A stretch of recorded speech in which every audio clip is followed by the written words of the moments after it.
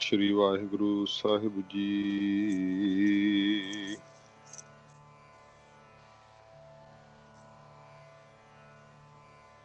मैं गरीब सच टेक तू, मेरे सतगुर पूरे। देख तुम्हारा दर्शनो, मेरा मन धीरे।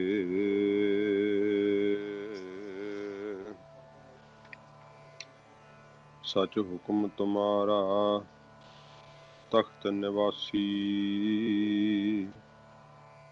आए न जाए मेरा प्रभ अविनाशी। सो कहो टल गुर सेविया, अहनस सहज सुभाए।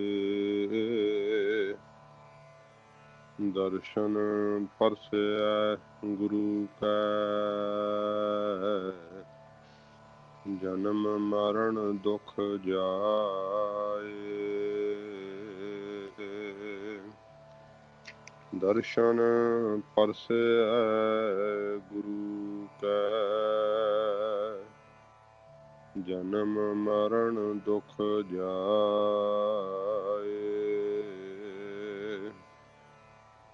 सतनाम श्री वाहिगुरु साहिब जी। सुनिया सत संतोख ज्ञान, सुनिया 68 का स्नान।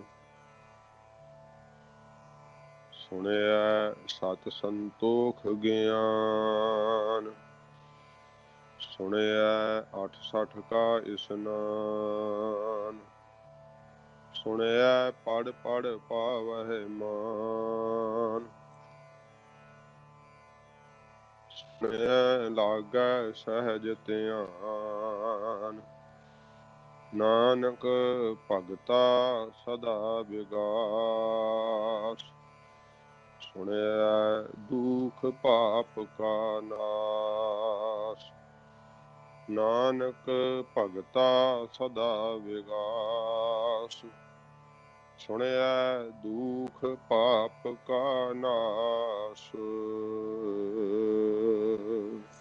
वाहिगुरु जी का खालसा, वाहिगुरु जी की फतेह। धन साहिब श्री गुरु ग्रंथ साहिब जी महाराज, सतगुरु जी की कृपा सदका ਆਪਾਂ ਗੁਰਬਾਣੀ ਕਥਾ ਸੰਥਿਆ ਕਲਾਸ ਵਿੱਚ ਰੋਜ਼ ਦੀ ਤਰ੍ਹਾਂ ਇਕੱਤਰ ਹੋਏ ਹਾਂ। 9 ਪੌੜੀਆਂ ਸੰਪੂਰਨ ਹੋਈਆਂ ਨੇ। 10ਵੀਂ ਪੌੜੀ ਦੀ ਪ੍ਰਾਰੰਭਤਾ ਹੋਈ ਹੈ। ਵਿਸ਼ਰਾਮ ਇਸ ਪੌੜੀ ਵਿੱਚ ਵੀ ਸਾਰੇ ਸੁਣਿਆ ਤੇ ਲੱਗਣੇ ਆ, ਤੇ ਜਿਹੜਾ ਅਖੀਰਲੀ ਪੰਕਤੀ ਤੋਂ ਜਿਹੜੀ ਪਹਿਲੀ ਪੰਕਤੀ ਹੈ ਨਾਨਕ ਭਗਤਾ, ਇੱਥੇ ਭਗਤਾ ਤੇ ਜਿੱਦਾਂ ਬਹੁ ਵਚਨ ਕਰਕੇ ਨਹੀਂ ਕਹਿਣਾ, ਨਾਨਕ ਭਗਤਾਂ ਬਿੰਦੀ ਤੱਤੇ ਦੇ ਉੱਤੇ, ਤੱਤੇ ਕੰਨਾਂ ਤੇ ਉੱਤੇ ਬਿੰਦੀ ਨਹੀਂ ਲਾਉਣੀ। ਨਾਨਕ ਭਗਤਾ ਸਦਾ ਵਿਗਾਸ, ਇਹ ਭਗਤਾਂ ਤੇ ਵਿਸ਼ਰਾਮ ਲੱਗਦਾ, ਤੇ ਬਾਕੀ ਇਸ ਪੌੜੀ ਵਿੱਚ ਸਾਰੇ ਵਿਸ਼ਰਾਮ ਸੁਣਿਆ, ਸੁਣਿਆ ਤੇ ਲੱਗਣੇ ਆ। ਸੁਣੀਏ ਨਹੀਂ ਕਹਿਣਾ, ਜਿੱਦਾਂ ਪਹਿਲਾਂ ਹੀ ਜਿਸ ਦਿਨ ਆਪਾਂ ਇਹ ਪੌੜੀ ਆਰੰਭਤਾ ਕੀਤੀ ਸੀਗੀ, ਸੁਣਿਆ ਜਿਹਦੇ ਵਿੱਚ ਸੁਣਨ ਦਾ ਮਹੱਤਵ ਮਹਾਰਾਜ ਜੀ ਨੇ ਦੱਸਿਆ, ਤੇ ਸੁਣੀਏ ਨਹੀਂ ਬੋਲਣਾ, ਸੁਣਿਆ ਉਚਾਰਨ ਕਰਨਾ। ਤੋ ਸੱਚੇ ਪਾਤਸ਼ਾਹ ਜੀ ਮਹਾਰਾਜ ਨਾਮ ਦੇ ਸੁਣਨ ਦੀ ਮਹਿਮਾ ਸਤਿਗੁਰੂ ਪਾਤਸ਼ਾਹ ਜੀ ਮਹਾਰਾਜ ਦੱਸ ਰਹੇ ਆ। ਤੇ ਪਿਛਲੀ ਪੌੜੀ ਵਿੱਚ ਮਹਾਰਾਜ ਸਾਹਿਬ ਜੀ ਦੱਸ ਆਏ ਆ ਕਿ ਨਾਮ ਦੇ ਸੁਣਨ ਨਾਲ ਜਿਹੜੀਆਂ ਹਨ ਕਿੱਡੀਆਂ ਵੱਡੀਆਂ ਬਖਸ਼ਿਸ਼ਾਂ ਪ੍ਰਾਪਤ ਹੁੰਦੀਆਂ ਹਨ। ਜਿੰਨੇ ਵੀ ਦੇਵੀ ਦੇਵਤਿਆਂ ਦੀਆਂ ਪਦਵੀਆਂ ਨੇ ਉਹ ਨਾਮ ਸੁਣ ਕੇ ਹੀ ਆਪਣੀਆਂ ਉਸ ਪਦਵੀਆਂ ਤੇ ਟਿਕੇ ਹੋਏ ਆ। ਜੇ ਕੋਈ ਬੁਰੇ ਸੁਭਾਅ ਵਾਲਾ, ਨੀਵੀਂ ਜਾਤ ਵਾਲਾ ਨਾਮ ਨੂੰ ਸਲਾਹੁੰਦਾ ਹੈ ਤੇ ਉਹ ਵੀ ਜਿਹੜਾ ਹੈ ਪਵਿੱਤਰ ਹੋ ਜਾਂਦਾ ਹੈ।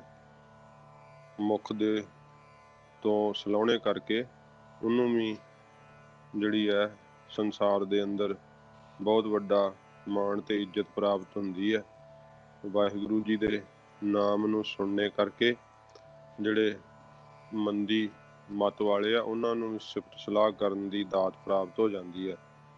ਤੇ ਵਾਹਿਗੁਰੂ ਦੇ ਨਾਮ ਦੇ ਸੁਣਨੇ ਕਰਕੇ ਸਾਰੇ ਯੋਗ ਦਾ ਗਿਆਨ ਹੋ ਜਾਂਦਾ ਹੈ, ਸਾਰੀਆਂ ਜੁਗਤਾਂ ਪਤਾ ਲੱਗ ਜਾਂਦੀਆਂ ਨੇ, ਤਨ ਦੇ ਭੇਦ ਵੀ ਸਾਰੇ ਜਿਹੜੇ ਆ ਉਹ ਖੁੱਲ ਜਾਂਦੇ ਆ। ਤੇ ਵਾਹਿਗੁਰੂ ਦੇ ਨਾਮ ਨੂੰ ਸੁਣਨੇ ਕਰਕੇ ਸ਼ਾਸਤਰ, ਸਿਮਰਤੀਆਂ ਤੇ ਵੇਦ ਇਹਨਾਂ ਦਾ ਗਿਆਨ ਜਿਹੜਾ ਉਹ ਪ੍ਰਾਪਤ ਹੋ ਜਾਂਦਾ, ਕੰਠਸਥਲ ਹੋ ਜਾਂਦੇ ਆ।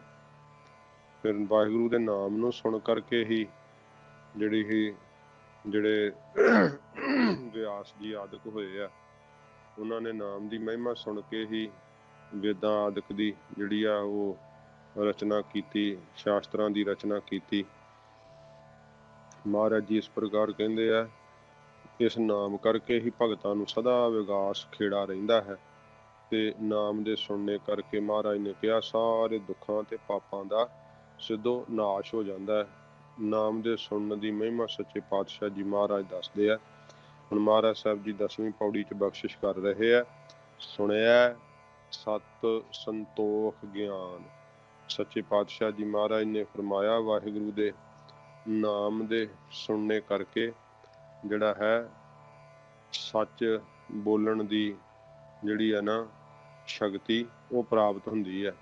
ਕਿਉਂਕਿ ਸੱਚ ਬੋਲਣਾ ਜਿਹੜਾ ਹੈ ਉਹ ਬੜਾ ਕਠਿਨ ਹੁੰਦਾ ਹੈ ਤੇ ਸੱਚ ਦੇ ਬੋਲਣ ਦੀ ਸ਼ਕਤੀ ਇਹ ਨਾਮ ਦੇ ਸੁਣਨੇ ਕਰਕੇ ਪ੍ਰਾਪਤ ਹੁੰਦੀ ਹੈ। ਜਿਹੜੇ ਸੱਚ ਬੋਲਣ ਵਾਲੇ, ਸਤਿਪੁਰਖਾਂ ਦੀ ਸੇਵਾ ਸੰਗਤ ਕਰਨ ਵਾਲੇ, ਸਤ ਦੀ ਕਮਾਈ ਵਾਲੇ, ਸਤ ਦੇ ਨਿਸ਼ਚੇ ਵਾਲੇ, ਸਤ ਪ੍ਰਤੱਗੀ ਅਤੇ ਸੱਚ ਸਰੂਪ ਦੀ ਪ੍ਰਾਪਤੀ ਵਾਲੇ, ਇਹ ਵਾਹਿਗੁਰੂ ਦੇ ਨਾਮ ਸੁਣ ਕੇ ਹੋ ਜਾਈਦਾ ਅਤੇ ਚਿੱਤ ਦੇ ਅੰਦਰ ਸੱਚ ਦੇ ਸਰੂਪ ਦੀ ਦਾਤ ਪ੍ਰਾਪਤ ਹੁੰਦੀ ਹੈ।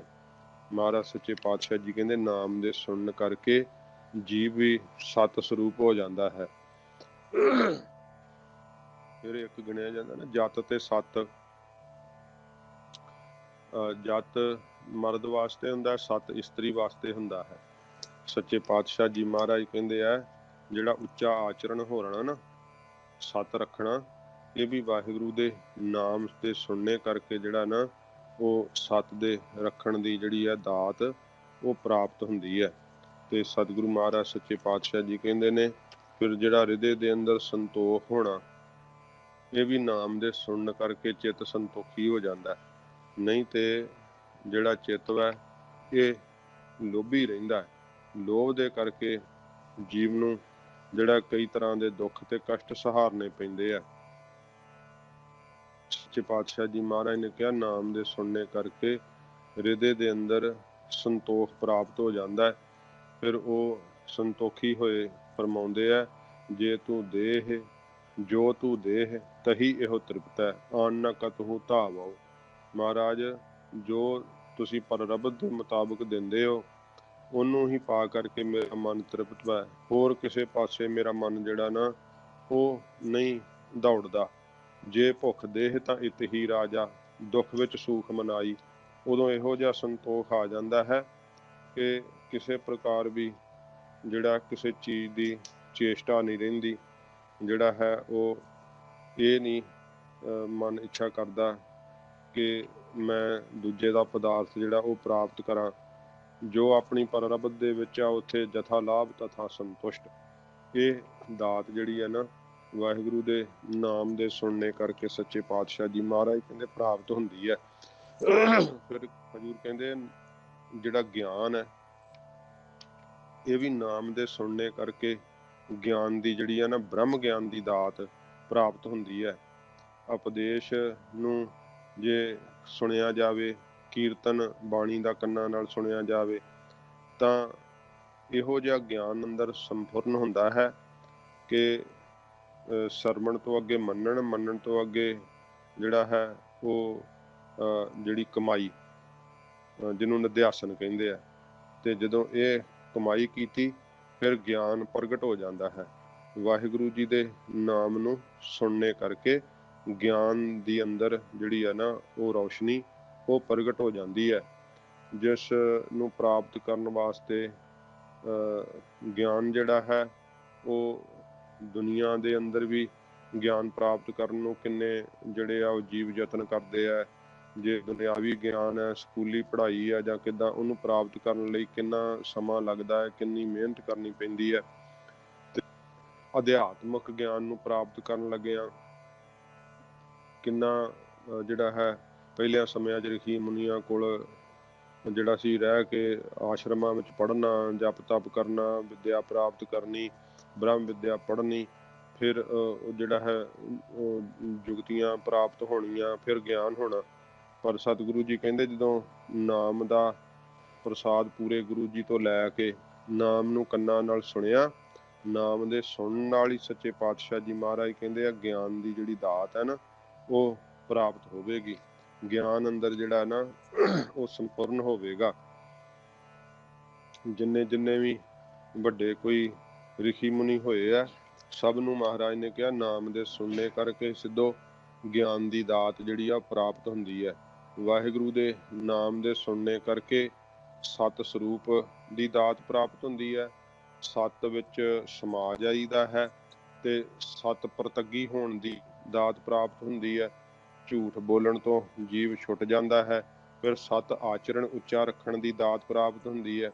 ਨਾਮ ਦੇ ਸੁਣਨੇ ਕਰਕੇ ਮਹਾਰਾਜ ਕਹਿੰਦੇ ਸਰੀਰ ਵਿੱਚ ਵੀ ਤੇ ਮਨ ਵਿੱਚ ਵੀ ਸੰਤੋਖ ਆ ਜਾਂਦਾ ਹੈ। ਇੰਦਰੀਆਂ ਵੀ ਸੰਤੋਖੀ ਹੋ ਜਾਂਦੀਆਂ, ਨੇਤਰ ਰੂਪ ਵੇਖਣ ਤੋਂ ਸੰਤੋਖ ਕਰ ਜਾਂਦੇ ਆ, ਕੰਨ ਨਿੰਦਾ ਚੁਗਲੀ ਕਰਨ ਤੋਂ ਸੁਣਨ ਤੋਂ ਸੰਤੋਖ ਕਰ ਜਾਂਦੇ ਆ, ਜੀਭਾ ਜਿਹੜੀ ਹੈ ਤਰ੍ਹਾਂ ਤਰ੍ਹਾਂ ਦੇ ਪਦਾਰਥਾਂ ਨੂੰ ਖਾਣ ਤੋਂ, ਨਿੰਦਾ ਚੁਗਲੀ ਦੇ ਬਚਨ ਕਰਨ ਤੋਂ, ਈਰਖਾ ਕੌੜੇ ਬੋਲ ਬੋਲਣ ਤੋਂ ਸੰਕੋਚ ਕਰ ਜਾਂਦੀ ਹੈ, ਜੀਭਾ ਵੀ ਸੰਤੋਖੀ ਹੋ ਜਾਂਦੀ ਹੈ। ਇਸ ਤਰ੍ਹਾਂ ਸਾਰਾ ਉਹਨਾਂ ਦਾ ਸਰੀਰ ਵੀ ਸੰਤੋਖੀ ਹੋ ਜਾਂਦਾ ਤੇ ਮਨ ਵੀ ਜਿਹੜਾ ਨਾ ਉਹ ਸੰਤੋਖੀ ਹੋ ਜਾਂਦਾ। ਵਾਹਿਗੁਰੂ ਦੇ ਨਾਮ ਦੇ ਸੁਣਨੇ ਕਰਕੇ ਰੱਜ ਜਾਂਦਾ ਹੈ ਮਨ, ਤੇ ਫਿਰ ਅੰਦਰ ਗਿਆਨ ਦੀ ਦਾਤ ਜਿਹੜੀ ਹੈ ਉਹ ਪ੍ਰਗਟ ਹੋ ਜਾਂਦੀ ਹੈ। ਗਿਆਨ ਇਹੋ ਜਿਹਾ ਨਾਮ ਦੇ ਸੁਣਨੇ ਕਰਕੇ ਪ੍ਰਗਟ ਹੁੰਦਾ ਜਿਵੇਂ ਹਸਤਾਮਲਵਤ ਹੱਥ ਦੀ ਹਥੇਲੀ ਦੇ ਉੱਤੇ ਔਲਾ ਰੱਖਿਆ ਹੋਵੇ ਤੇ ਉਸ ਦਾ ਜਿੱਦਾਂ ਸਾਰਾ ਚਾਰ ਚੁਫੇਰਾ ਦਿਸਦਾ, ਇਵੇਂ ਸਾਰੀ ਕਾਇਨਾਤ ਉਹਨਾਂ ਦੀ ਹੱਥ ਦੀ ਹਥੇਲੀ ਦੀ ਤਰ੍ਹਾਂ ਹੁੰਦੀ ਹੈ। ਇਹੋ ਜਿਹਾ ਉਹਨਾਂ ਨੂੰ ਜਿਹੜਾ ਨਾ ਉਹ ਸ਼ੁਭ ਗਿਆਨ ਜਿਹੜਾ ਉਹ ਪ੍ਰਾਪਤ ਹੁੰਦਾ ਹੈ। ਤੇ ਸੱਚੇ ਪਾਤਸ਼ਾਹ ਜੀ ਮਹਾਰਾਜ ਫਿਰ ਕਹਿੰਦੇ ਸੁਣਿਆ 860 ਕਾ ਇਸ਼ਨਾਨ, ਨਾਮ ਦੇ ਸੁਣਨੇ ਕਰਕੇ 8 ਤੇ 60 ਭਾਵ 68 68 ਇਹ 68 ਤੀਰਥਾਂ ਬਾਬਤ ਮਹਾਰਾਜ ਸੱਚੇ ਪਾਤਸ਼ਾਹ ਦੱਸਦੇ ਆ ਕਿ ਨਾਮ ਦੇ ਸਰਵਣ ਕਰਨੇ ਕਰਕੇ ਜਿਹੜੇ 68 ਤੀਰਥ ਹਨ, ਇਹਨਾਂ ਦੇ ਇਸ਼ਨਾਨ ਦਾ ਜਿਹੜਾ ਮਹਾਤਮ ਹੈ ਨਾ ਉਹਦਾ ਫਲ ਸੱਚੇ ਪਾਤਸ਼ਾਹ ਜੀ ਮਹਾਰਾਜ ਕਹਿੰਦੇ ਪ੍ਰਾਪਤ ਹੋ ਜਾਂਦਾ ਹੈ। ਜਿਹੜਾ ਨਾਮ ਦਾ ਸਰਵਣ ਕਰਨਾ ਹੈ, ਇਹ ਸੱਚੇ ਪਾਤਸ਼ਾਹ ਜੀ ਮਹਾਰਾਜ ਕਹਿੰਦੇ ਆ ਕਿ ਅੰਮ੍ਰਿਤ ਵੇਲੇ ਉੱਠ ਕਰਕੇ ਜਿਹੜਾ ਕੰਨਾਂ ਨਾਲ ਨਾਮ ਦਾ ਸਰਵਣ ਕਰਨਾ, ਇਹ ਵਾਹਿਗੁਰੂ ਜੀ ਦੇ ਨਾਮ ਰੂਪੀ ਤੀਰਥ ਤੇ ਇਸ਼ਨਾਨ ਕਰਨਾ ਹੈ। ਤੇ ਜਿਹਨੇ ਨਾਮ ਰੂਪੀ ਤੀਰਥ ਤੇ ਇਸ਼ਨਾਨ ਕਰ ਲਿਆ, ਉਹਨੂੰ ਫਿਰ ਜਿਹੜਾ ਹੈ ਸਾਰੇ ਹੀ ਤੀਰਥਾਂ ਤੇ ਜਿਹੜਾ ਹੈ ਇਸ਼ਨਾਨ ਕਰਨ ਦਾ ਫਲ ਮਿਲ ਜਾਂਦਾ। ਜਿਵੇਂ ਗੁਰੂ ਤੇਗ ਬਹਾਦਰ ਸੱਚੇ ਪਾਤਸ਼ਾਹ ਜੀ ਦੇ ਬਿਰਧ ਮਾਤਾ ਨਾਨਕੀ ਜੀ ਨੇ ਇੱਕ ਵਾਰੀ ਸਤਿਗੁਰੂ ਜੀ ਨੂੰ ਬੇਨਤੀ ਕੀਤੀ। ਸੱਚੇ ਪਾਤਸ਼ਾਹ ਜੀ ਮਹਾਰਾਜ ਜਦੋਂ ਕਾਸ਼ੀ ਗਏ ਸੀ ਨਾ, ਤੇ ਬੜੀ ਸੰਗਤ ਸੱਚੇ ਪਾਤਸ਼ਾਹ ਜੀ ਮਹਾਰਾਜ ਦੇ ਦਰਸ਼ਨ ਕਰਨ ਆਈ। ਗਰੀਬ ਨਿਵਾਸ ਸੱਚੇ ਪਾਤਸ਼ਾਹ ਜੀ ਮਹਾਰਾਜ ਦੇ ਚਰਨਾਂ ਵਿੱਚ ਮਾਤਾ ਜੀ ਨੇ ਬੇਨਤੀ ਕੀਤੀ ਕਿ ਮਹਾਰਾਜ ਜੀ, ਸਾਡਾ ਵੀ ਗੰਗਾ ਇਸ਼ਨਾਨ ਨੂੰ ਚਿੱਤ ਕਰਦਾ ਤੇ ਅਸੀਂ ਗੰਗਾ ਤੇ ਇਸ਼ਨਾਨ ਕਰ ਆਈਏ। ਸੱਚੇ ਪਾਤਸ਼ਾਹ ਜੀ ਮਹਾਰਾਜ ਨੇ ਆਖਿਆ, ਮਾਤਾ ਜੀ ਆਮ ਜੀਆਂ ਦੀ ਤਰ੍ਹਾਂ ਜੇ ਤੁਸੀਂ ਵੀ ਗੰਗਾ ਤੇ ਇਸ਼ਨਾਨ ਕਰਨ ਗਏ ਤਾਂ ਫਿਰ ਕੀ ਫਰਕ ਹੋਇਆ, ਕਿਉਂਕਿ ਤੁਸੀਂ ਤਾਂ ਗੁਰੂ ਨਾਨਕ ਦੇਵ ਸੱਚੇ ਪਾਤਸ਼ਾਹ ਜੀ ਦੀ ਇੰਨੀ ਸਿੱਖਿਆ ਨੂੰ ਕਮਾਇਆ, ਨਾਮ ਜਪਦੇ ਹੋ, ਭਜਨ ਕਰਦੇ ਹੋ, ਗੰਗਾ ਨੂੰ ਖੁਦ ਚੱਲ ਕੇ ਤੁਹਾਡਾ ਇੱਥੇ ਇਸ਼ਨਾਨ ਕਰਾਉਣ ਆਉਣਾ ਪਊਗਾ। ਸੱਚੇ ਪਾਤਸ਼ਾਹ ਜੀ ਮਹਾਰਾਜ ਨੇ ਜਦੋਂ ਇਹ ਬਚਨ ਕੀਤਾ ਨਾ ਕਿ ਤੁਹਾਡਾ ਇਸ਼ਨਾਨ ਗੰਗਾ ਇੱਥੇ ਆ ਕੇ ਆਪ ਕਰਾਏਗੀ, उस वक्त गंगा के पानी का सोमा धरती चों फुट के निकलिया। उत्थे गुरुद्वारा साहब बनिया माता साहब जी ने जिथे इशनान किया सी, फिर वो गंगा ने उत्थे प्रगट होकर माता जी का आके इशनान कराया। गंगा जिहड़ी है वो नाम दे जपण वालियां दी जिहड़ी है वो महिमा समझदी है। भाव नाम सब तो वड्डा तीर्थ है। इस करके सच्चे पातशाह जी महाराज कहते हैं कि नाम दे सुनने करके 68 तीर्थां ते नहाउण दा फल मिल जाता है। जिवें वो भगत ਜਿਹੜੇ ਸੀਗੇ ਜਗਤਮਲ ਸੇਠ नहीं होए महाराज दे सिख पटना साहब, उन्हां दी भी साखी है। ਜਦੋਂ सच्चे पातशाह जी महाराज उत्थे गए सी ते सिखां ने महाराज जी ਨੂੰ आख्या कि महाराज ਇਹ ਜਿਹੜਾ ਜਗਤਮਲ ਸੇਠ ਹੈ ਇਹਨੂੰ ਨਹਾਉਂਦਿਆਂ ਕਦੀ ਵੇਖਿਆ ਨਹੀਂ, ਤੁਸੀਂ ਬੜਾ ਇਹਦੇ ਨਾਲ ਪ੍ਰੇਮ ਕਰਦੇ ਆ ਤੇ ਇਹ महाराज ਨਹਾਉਂਦਾ ਹੀ ਨਹੀਂ। ਇਹ ਸੱਚੇ ਪਾਤਸ਼ਾਹ ਜੀ महाराज ਕਹਿੰਦੇ ਭਾਈ ਇਸ਼ਨਾਨ ਕਰਦਾ ਉਹ, ਤੁਸੀਂ ਐ ਕਰਿਓ ਵੀ ਲੋਕੇ ਬਹਿ ਜਾਓ ਉੱਥੇ। ਉਹ ਵਿੱਚ ਬੱਚਾ ਉੱਥੇ ਬਣਿਆ ਹੋਇਆ ਪਟਨਾ ਸਾਹਿਬ, ਜਦੋਂ ਤੁਸੀਂ ਦਰਸ਼ਨ ਕਰਨ ਜਾਓ ਨਾ ਤੇ ਉਹ ਗੁਰਦੁਆਰਾ ਸਾਹਿਬ ਜਿਹੜਾ ਹੈ ਉਹਦੇ ਸੰਗਤਾਂ ਦਰਸ਼ਨ ਕਰਦੀਆਂ ਨੇ। ਦਾਸ ਨੇ ਦਰਸ਼ਨ ਕੀਤੇ ਆ ਤੇ ਉੱਥੇ ਜਦੋਂ ਉਹ ਸਤਿਗੁਰੂ ਜੀ ਮਹਾਰਾਜ ਨੂੰ ਯਾਦ ਕਰਦਾ ਸੀ ਜਗਤਮਲ ਸੇਠ, ਤੇ ਉਹ ਬੱਚਿਆਂ ਨੂੰ ਪਤਾ ਸੀਗਾ ਕਿ ਆਲੇ ਦੁਆਲਿਆਂ ਨੂੰ ਸਾਰਿਆਂ ਨੂੰ ਪਤਾ ਸੀਗਾ ਕਿ ਮਹਾਰਾਜ ਦਾ ਇਹ ਪ੍ਰੇਮੀ ਹੈ। ਉਹਨੂੰ ਬੱਚੇ ਝਕਾਉਂਦੇ ਹੁੰਦੇ ਸੀ ਰੋਜ਼ ਕਿ ਮਹਾਰਾਜ ਆ ਗਏ, ਮਹਾਰਾਜ ਆ ਗਏ।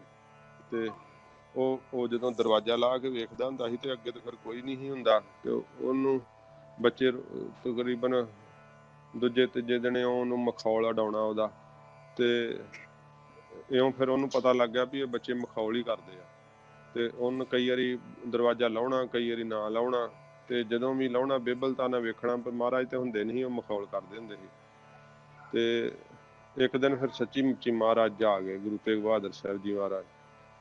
ਸਤਿਗੁਰੂ ਜੀ ਜਦੋਂ ਆਏ ਤੇ ਉਹਨਾਂ ਨੇ ਬੱਚਿਆਂ ਨੇ ਬਾਹਰ ਰੌਲਾ ਪਾਇਆ, ਸਭ ਨੇ ਆਖਿਆ ਕਿ ਮਹਾਰਾਜ ਆ ਗਏ ਆ, ਤੇ ਉਹਨਾਂ ਨੇ ਸਮਝਿਆ ਵੀ ਮੈਨੂੰ ਮਖੌਲ ਹੀ ਕਰਦੇ ਆ। ਤੇ ਫਿਰ ਜਗਤਮਲ ਜੀ ਨੇ ਆਖਿਆ ਕਿ ਅੱਛਾ ਮਹਾਰਾਜ ਨੂੰ ਕਿਹੜਾ ਕੋਈ ਦਰਵਾਜ਼ਾ ਰੋਕ ਸਕਦਾ, ਸਤਿਗੁਰੂ ਜੀ ਜੇ ਆ ਗਏ ਸਮਰੱਥ ਤਾਂ ਮਹਾਰਾਜ ਆਪੇ ਅੰਦਰ ਆ ਜਾਣਗੇ। ਤੇ ਵੇਖ ਲਓ ਬੁੱਧੀ ਹਾਰ ਜਾਂਦੀ ਹੈ।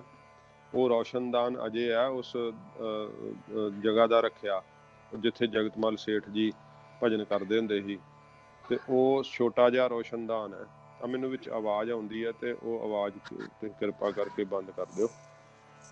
ਤੇ ਜਦੋਂ ਜਗਤਮਲ ਸੇਠ ਜੀ ਨੇ ਸੁਣਿਆ ਕਿ ਮਹਾਰਾਜ ਆ ਗਿਆ, ਉਹਨਾਂ ਸਮਝਿਆ ਬੱਚੇ ਮੈਨੂੰ ਝੁਕਾਉਂਦੇ ਆ, ਤੇ ਕਿਹਾ ਮਹਾਰਾਜ ਨੂੰ ਕਿਹੜਾ ਕੋਈ ਦਰਵਾਜ਼ਾ ਰੋਕ ਸਕਦਾ, ਸਤਿਗੁਰੂ ਜੀ ਆਪੇ ਅੰਦਰ ਆ ਜਾਣਗੇ। ਫਿਰ ਮਹਾਰਾਜ ਘੋੜੇ ਤੇ ਚੜੇ, ਸਾਰੀ ਸੰਗਤ ਸਮੇਤ ਉਸ ਰੌਸ਼ਨਦਾਨ ਰਾਹੀਂ ਅੰਦਰ ਪ੍ਰਵੇਸ਼ ਕੀਤੇ ਮਹਾਰਾਜ ਸੱਚੇ ਪਾਤਸ਼ਾਹ। ਤੇ ਉਹਦੇ ਵਿੱਚ ਦੀ ਬੰਦਾ ਵੀ ਲੰਮੇ ਪੈ ਕੇ ਬੜਾ ਔਖਾ ਹੋ ਕੇ ਲੰਘ ਸਕਦਾ, ਪਰ ਸਤਿਗੁਰੂ ਜੀ ਦੇ ਕੌਤਕ ਕਰਨ ਹਾਰ ਕੋ ਕਿਸ ਅਚਰਜ ਨਾ ਹੈ, ਮਹਾਰਾਜ ਉਹਦੇ ਵਿੱਚ ਦੀ ਲੰਘੇ। ਫਿਰ ਜਗਤਮਲ ਸੇਠ ਦੇ ਘਰੇ ਮਹਾਰਾਜ ਸਾਹਿਬ ਜੀ ਦਾ ਕਿੰਨਾ ਚਿਰ ਆਸਣ ਰਿਹਾ। ਤੇ ਜਦੋਂ ਜਿੱਥੇ ਅੱਜ ਪਟਨਾ ਸਾਹਿਬ ਹਰਿਮੰਦਰ ਸਾਹਿਬ ਗੁਰਦੁਆਰਾ ਸਾਹਿਬ ਜਿੱਥੇ ਪੰਥਵਾਲੀ ਸਤਿਗੁਰਾਂ ਜੀ ਨੇ ਅਵਤਾਰ ਧਾਰਿਆ, ਇਹ ਹਵੇਲੀ ਜਿਹੜੀ ਸੀ ਇਹ ਮਹਾਰਾਜ ਜੀ ਨੂੰ ਭੇਟ ਕਰ ਦਿੱਤੀ ਸੀਗੀ ਸਾਲਸਰਾਏ ਜੌਹਰੀ ਦੇ ਜਿਹੜੇ ਅੱਗੋਂ ਵੰਸ਼ਜ ਸੀਗੇ ਉਹਨਾਂ ਨੇ।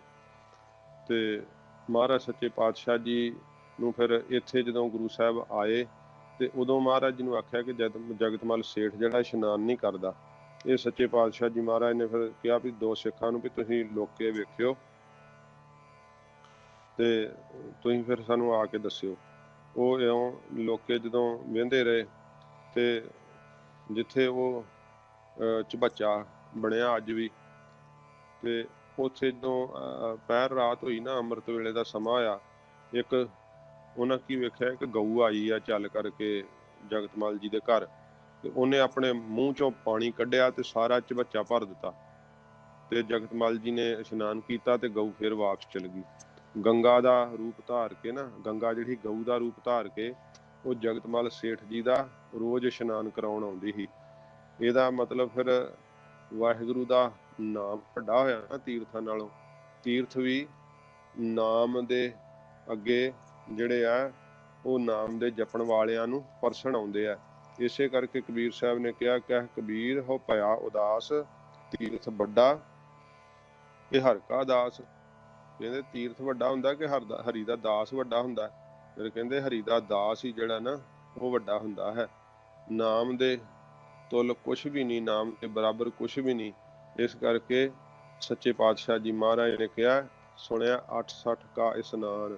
ਵਾਹਿਗੁਰੂ ਦਾ ਨਾਮ ਸੁਣਨੇ ਕਰਕੇ ਜਿਹੜੇ 68 ਤੀਰਥ ਹਨ ਨਾ, ਉਹਨਾਂ ਦਾ ਇਸ਼ਨਾਨ ਦਾ ਫਲ ਜਿਹੜਾ ਹੈ ਉਹ ਪ੍ਰਾਪਤ ਹੋ ਜਾਂਦਾ ਹੈ। 68 ਤੀਰਥ ਕਾ ਮੁਖ ਟਿੱਕਾ, ਤਿਤ ਘਟ ਮਤ ਵਿਗਾਸ। ਸੱਚੇ ਪਾਤਸ਼ਾਹ ਜੀ ਮਹਾਰਾਜ ਕਹਿੰਦੇ ਉਹ 68 ਤੀਰਥ ਜਿਹੜੇ ਆ ਨਾ, ਉਹਦੇ ਨਾਮ ਦੇ ਸਰਵਣ ਦੀ ਮਹਿਮਾ ਕਹਿੰਦੇ ਆ। 68 ਤੀਰਥ ਉਹ ਤੀਰਥ ਬਣੇ ਕਿਵੇਂ ਆ? ਨਾਮ ਦੇ ਪਰਸਣੇ ਕਰਕੇ, ਨਾਮ ਦੇ ਸੁਣਨੇ ਕਰਕੇ ਜਿਹੜੇ ਉਹ ਤੀਰਥ ਬਣੇ ਆ। ਫਿਰ ਨਾਮ ਦੇ ਸਰਵਣ ਕਰਨੇ ਕਰਕੇ ਜਿਹੜਾ ਹੈ ਤੀਰਥ ਦੇ ਇਸ਼ਨਾਨ ਕਰਨ ਨਾਲ ਤਾਂ ਜਿਹੜਾ ਉਹ ਸਰੀਰ ਸੁੱਚਾ ਹੋਊਗਾ, ਜਾਂ ਉਹ ਮਨ ਦੇ ਪਾਪ ਲੱਥਦੇ ਆ। ਨਾਮ ਰੂਪੀ ਤੀਰਥ ਤੇ ਇਸ਼ਨਾਨ ਕਰਨ ਨਾਲ ਸਾਰੇ ਪਾਪ ਲੱਥ ਜਾਂਦੇ ਆ। ਜਿਹੜੇ ਆ ਪੰਜੇ ਗਿਆਨ ਇੰਦਰੇ ਇਹ ਵੀ ਸ਼ੁੱਧ ਹੋ ਜਾਂਦੇ ਆ ਨਾਮ ਦੇ ਸਰੋਵਰ ਵਿੱਚ ਇਸ਼ਨਾਨ ਕਰਨ ਨਾਲ। ਤੇ ਇਹ ਇਸ ਪ੍ਰਕਾਰ ਜੀਵ ਦੀ ਜਿਹੜੀ ਅੰਦਰੋਂ ਮੂਰਖਤਾਈ ਆ ਉਹ ਵੀ ਨਾਸ਼ ਹੋ ਜਾਂਦੀ ਹੈ, ਤੇ ਨਿਮਰਤਾ ਧਾਰਨ ਕਰਨ ਰੂਪ ਜਿਹੜਾ ਹੈ ਉਹ ਇਸ਼ਨਾਨ ਹੁੰਦਾ ਹੈ। ਇਹ ਇਸ਼ਨਾਨ ਸੱਚੇ ਪਾਤਸ਼ਾਹ ਜੀ ਮਹਾਰਾਜ ਨੇ ਕਿਹਾ ਨਾ, ਸੁਣਿਆ ਮੰਨਿਆ ਮਨ ਕੀਤਾ ਭਾਓ, ਅੰਤਰਗਤ ਤੀਰਥ ਮਲ ਨਹਾਓ। ਇਉਂ ਸੱਚੇ ਪਾਤਸ਼ਾਹ ਜੀ ਮਹਾਰਾਜ ਕਹਿੰਦੇ ਆ ਕਿ ਭਾਈ ਇਹ ਜਿਹੜਾ ਹੈ ਨਾ ਇਸ਼ਨਾਨ ਦੇ ਕਰਨ ਦਾ ਇਹ ਹੈ ਤਰੀਕਾ ਵੀ ਅਦੁੱਤੀ ਹੈ। ਜਿਹੜਾ ਨਾਮ ਸੁਣਨਾ, ਇਹ ਅੰਦਰ ਨਾਮ ਦੇ ਸੁਣਨ ਨਾਲ ਕੀ ਆ, ਅੰਦਰਲੇ ਤੀਰਥ ਤੇ ਇਸ਼ਨਾਨ ਹੁੰਦਾ ਹੈ। ਤੇ ਸੱਚੇ ਪਾਤਸ਼ਾਹ ਜੀ ਮਹਾਰਾਜ ਨੇ ਕਿਹਾ ਨਾ, ਗੰਗਾ ਜਮਨਾ ਸਰਸਵਤੀ ਤੇ ਲੋਚੈ ਧੂੜ ਸਾਧੂ ਕੀ ਤਾਈ। ਇਹ ਵੀ ਸਾਧੂ ਦੇ ਚਰਨਾਂ ਦੀ ਧੂੜ ਨੂੰ ਲੋਚਦੇ ਆ। ਜਿਹੜੇ ਜਿੰਨੇ ਤੀਰਥ ਹੈ ਨਾ, ਇਹ ਵਾਹਿਗੁਰੂ ਦੇ ਪਿਆਰਿਆਂ ਦੇ ਚਰਨਾਂ ਦੀ ਧੂੜ ਨੂੰ ਲੋਚਦੇ ਆ। ਕਿਉਂਕਿ ਨਾਮ ਨੂੰ ਇਹ ਵੀ ਪਰਸਣਾ ਚਾਹੁੰਦੇ ਆ। ਨਾਮ ਦੇ ਜਪਣੇ ਕਰਕੇ ਵਾਹਿਗੁਰੂ ਦੇ ਪਿਆਰੇ ਨਾਮ ਦੇ ਸੁਣਨੇ ਕਰਕੇ ਐਡੇ ਮਹਾਨ ਹੁੰਦੇ ਆ ਕਿ ਤੀਰਥ ਉਹਨਾਂ ਨੂੰ ਜਿਹੜਾ ਨਾ ਉਹ ਪਰਸਣ ਵਾਸਤੇ ਆਉਂਦੇ ਆ। ਜਿਵੇਂ ਕਿ ਪਰੂਰਵ ਰਾਜਾ ਜਿਹੜਾ ਉਹਦਾ ਵੀ ਜ਼ਿਕਰ ਆਉਂਦਾ, ਦੂਰਬਾ ਪਰੂਰਵ ਅੰਗਰ ਹੈ। ਇਹ ਸਵਈਆਂ ਵਿੱਚ ਵੀ ਉਸ ਰਾਜੇ ਦਾ ਜ਼ਿਕਰ ਜਿਹੜਾ ਭੱਟਾਂ ਨੇ ਕੀਤਾ। ਤੇ ਉਹਨੂੰ ਜਿਹੜਾ ਨਾ ਇੱਕ ਵਾਰੀ ਫੁਰਨਾ ਬਣ ਗਿਆ, ਭਗਤ ਹੋਇਆ ਪਰੂਰਵ ਰਾਜਾ, ਤੇ ਉਹ ਤੀਰਥਾਂ ਤੇ ਇਸ਼ਨਾਨ ਕਰਨ ਲਈ ਕਿਹਾ ਕਿ ਰਾਜਾ ਵੀ ਉੱਥੇ 68 ਤੀਰਥਾਂ ਤੇ ਇਸ਼ਨਾਨ ਕਰਨਾ ਬੜਾ ਫਲ ਪ੍ਰਾਪਤ ਹੁੰਦਾ। ਇਹ ਸੁਣ ਕੇ ਉਹਨੇ ਸੰਕਲਪ ਕਰ ਲਿਆ ਵੀ 68 ਤੀਰਥਾਂ ਤੇ ਇਸ਼ਨਾਨ ਕਰੀਏ, ਯਾਤਰਾ ਕਰੀਏ। ਤੇ ਵਾਹਿਗੁਰੂ ਜੀ ਨੇ ਫਿਰ ਉਹਦਾ ਸੰਕਲਪ ਜਾਣ ਕੇ ਨਾ ਉਹਨੂੰ ਨਿਸ਼ਚਾ ਕਰਾਉਣ ਵਾਸਤੇ, ਨਾਮ ਦੀ ਵੱਡੀ ਮਹਿਮਾ ਦੱਸਣ ਲਈ, ਤੇ ਫਿਰ ਵਾਹਿਗੁਰੂ ਜੀ ਨੇ ਉਹਨੂੰ ਸੋਝੀ ਦਿੱਤੀ ਕਿ ਪਰਮੇਸ਼ਰ ਦੇ ਨਾਮ ਦੇ ਸਰਵਣ ਕਰਨ ਦੇ ਰਾਜਾ ਤੁੱਲ ਕੁਛ ਵੀ ਨਹੀਂ। ਤੂੰ ਜਦੋਂ ਨਾਮ ਦਾ ਸਿਮਰਨ ਕਰਦਾ ਤੇ ਤੇਰੇ ਬਰਾਬਰ ਜਿਹੜੀ ਹੈ ਉਹ ਨਾਮ ਦੇ ਸਰਵਣ ਕਰਨ ਦੇ ਕੋਈ ਵੀ ਹੋਰ ਜਿਹੜੀ ਆ ਉਹ ਕਮਾਈ ਪੁੱਜ ਨਹੀਂ ਸਕਦੀ। ਜਿਹੜੇ ਆ ਜੇ ਪਰੂਰਵ ਰਾਜੇ ਨੇ ਇੱਛਾ ਕੀਤੀ ਤੇ ਇੱਕ ਮਹਾਤਮਾ ਨੇ ਫਿਰ ਉਹਨਾਂ ਨੂੰ ਇਹ ਗਿਆਨ ਦਿੱਤਾ ਕਿ ਜੇ ਤੇਰੀ ਰਾਜਾ ਇੱਛਾ ਹੈ ਨਾ, ਤੇ ਤੀਰਥ ਤੈਨੂੰ ਪਰਸਣ ਆਉਣਗੇ, ਤੈਨੂੰ ਤੀਰਥਾਂ ਤੇ ਪਸਣ ਤੇ ਜਾਣ ਦੀ ਲੋੜ ਨਹੀਂ। ਭਗਤ ਮਾਲਾ ਵਿੱਚ ਪ੍ਰਸੰਗ ਆਉਂਦਾ ਹੈ ਕਿ ਜਿੱਥੇ ਰਾਜਾ ਅੰਮ੍ਰਿਤ ਵੇਲੇ ਭਗਤੀ ਕਰਦਾ ਹੁੰਦਾ ਸੀ, ਉੱਥੇ ਸਾਰੇ ਤੀਰਥ ਰੂਪ ਧਾਰ ਕੇ ਆਏ ਤੇ ਰਾਜੇ ਦੇ ਅੱਗੇ ਆ ਕੇ ਬੇਨਤੀ ਕੀਤੀ ਵੀ ਅਸੀਂ 68 ਤੀਰਥ ਆਏ ਆ ਰਾਜਾ, ਵੀ ਤੈਨੂੰ ਸਾਡੇ ਤੇ ਤੁਰ ਕੇ ਜਾਣ ਦੀ ਲੋੜ ਨਹੀਂ, ਤੇ ਵੇਖ ਅਸੀਂ ਆਏ ਆ ਤੇਰੇ ਕੋਲ, ਤੇ ਤੂੰ ਆਪਣੀ ਇੱਛਾ ਖਤਮ ਕਰ ਦੇ। ਅਸੀਂ ਤਾਂ ਭਗਤੀ ਕਰਨ ਵਾਲਿਆਂ ਨੂੰ ਪਰਸਣਾ ਚਾਹੁੰਦੇ ਆ। ਇਸ ਕਰਕੇ ਸੱਚੇ ਪਾਤਸ਼ਾਹ ਜੀ ਮਹਾਰਾਜ ਨੇ ਕਿਹਾ, ਨਾਮ ਦੇ ਸੁਣਨੇ ਕਰਕੇ 68 ਤੀਰਥਾਂ ਤੇ ਨਹਾਉਣ ਦਾ ਜਿਹੜਾ ਫਲ ਹੈ ਨਾ ਉਹ ਪ੍ਰਾਪਤ ਹੋ ਜਾਂਦਾ ਹੈ। ਜਿਵੇਂ ਸੱਚੇ ਪਾਤਸ਼ਾਹ ਜੀ ਮਹਾਰਾਜ ਸਾਨੂੰ ਸਿੱਖਿਆ ਦਿੱਤੀ ਹੈ, ਅੰਮ੍ਰਿਤ ਵੇਲੇ ਉੱਠ ਕੇ ਵਾਹਿਗੁਰੂ ਦੇ ਨਾਮ ਦਾ ਕੰਨਾਂ ਵਿੱਚ ਸਰਵਣ ਕਰਨਾ। ਇਹ ਨਾਮ ਅੰਮ੍ਰਿਤ ਜਦੋਂ ਕੰਨਾਂ ਰਾਹੀਂ ਅੰਦਰ ਪ੍ਰਵੇਸ਼ ਕਰਦਾ ਹੈ ਤੇ ਉਦੋਂ ਜਿਹੜਾ ਹੈ ਉਹ ਫਿਰ ਸੁਣਿਆ ਮੰਨਿਆ ਮਨ ਕੀਤਾ ਭਾਓ, ਅੰਤਰਗਤ ਤੀਰਥ ਮਲ ਨਹਾਓ, ਇਹ ਦਾਤ ਪ੍ਰਾਪਤ ਹੁੰਦੀ ਹੈ। ਤੋ ਸੱਚੇ ਪਾਤਸ਼ਾਹ ਜੀ ਮਹਾਰਾਜ ਕਹਿੰਦੇ ਆ, ਸੁਣਿਆ ਪੜ ਪੜ ਪਾਵਹਿ ਮਾਨ। ਵਾਹਿਗੁਰੂ ਦਾ ਨਾਮ ਸੱਚੇ ਪਾਤਸ਼ਾਹ ਜੀ ਮਹਾਰਾਜ ਕਹਿੰਦੇ ਆ, ਸੁਣਨੇ ਕਰਕੇ ਜਿਹੜਾ ਹੈ ਵਿਦਿਆ ਦੇ ਪੜਨ ਦਾ ਜਿਹੜਾ ਹੈ ਨਾ ਉਹ ਮਾਣ ਫਿਰ ਪ੍ਰਾਪਤ ਹੁੰਦਾ ਹੈ। ਵਿਦਿਆ ਦੇ ਪੜ੍ਹਨ ਕਰਕੇ ਸਮਝ ਪੈਂਦੀ ਹੈ। ਪਹਿਲਾਂ ਸੁਣਦੇ ਹਨ ਤੇ ਤਾਂ ਹੀ ਪੜ੍ਹਦੇ ਹਨ। ਸੁਣ ਕਰਕੇ ਤੇ ਜਿਵੇਂ ਕਿ ਜੇ ਸੁਣਨਾ ਤਾਂ ਪੜ੍ਹ ਕਿਵੇਂ ਸਕਦੇ ਆ। ਇਸ ਪ੍ਰਕਾਰ ਨਾਮ ਨੂੰ ਜਦੋਂ ਆਪਾਂ ਸੁਣਦੇ ਹਾਂ ਤੇ ਫਿਰ ਨਾਮ ਦੀ ਪੜ੍ਹਾਈ ਪੜ੍ਹ ਕੇ ਜਦੋਂ ਨਾਮ ਨੂੰ ਕੰਨਾਂ ਨਾਲ ਸੁਣੀਏ, ਜੋ ਮੁਖ ਤੋਂ ਬੋਲੀਦਾ ਹੈ ਵਾਹਿਗੁਰੂ ਵਾਹਿਗੁਰੂ, ਤੇ ਕੰਨਾਂ ਨਾਲ ਸੁਣੀਏ, ਤੇ ਫਿਰ ਜਿਹੜੀ ਬ੍ਰਹਮ ਵਿਦਿਆ ਦੀ ਪੜ੍ਹਾਈ ਹੈ ਇਹਨੂੰ ਪੜ੍ਹ ਕਰਕੇ ਜਿਹੜਾ ਹੈ ਜੀਵ ਜਿਹੜੇ ਆ ਸਤਿਕਾਰ ਪਾਉਂਦੇ ਆ। ਵਾਹਿਗੁਰੂ ਦੇ ਨਾਮ ਨੂੰ ਸੁਣਨੇ ਕਰਕੇ ਹੀ ਜਿਹੜਾ ਹੈ ਨਾ ਹਰ ਕੋਈ ਸੰਸਾਰ ਦੇ ਅੰਦਰ ਮਾਣ ਤੇ ਸਤਿਕਾਰ ਨੂੰ ਪਾਉਂਦਾ ਹੈ। ਜਿਵੇਂ ਵਾਹਿਗੁਰੂ ਜੀ ਦੇ ਜਿਹੜਾ ਹੈ ਨਾਮ ਦੀ ਮਹਿਮਾ ਸ੍ਰੀ ਗੁਰੂ ਗ੍ਰੰਥ ਸਾਹਿਬ ਜੀ ਦੇ ਅੰਦਰ ਜਿਹੜੀ ਹੈ ਲਿਖੀ ਹੈ ਸੱਚੇ ਪਾਤਸ਼ਾਹ ਜੀ ਨੇ।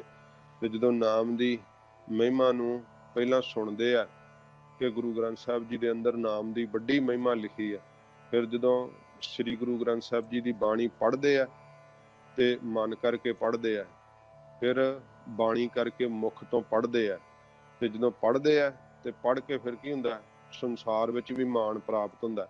ਜਿਨ ਸ੍ਰੀ ਗੁਰੂ ਗ੍ਰੰਥ ਸਾਹਿਬ ਜੀ ਦੀ ਬਾਣੀ ਪੜ੍ਹੀ ਹੈ ਤੇ ਉਹਨੇ ਪੜ੍ਹ ਕੇ ਮਾਣ ਨੂੰ ਪ੍ਰਾਪਤ ਕੀਤਾ।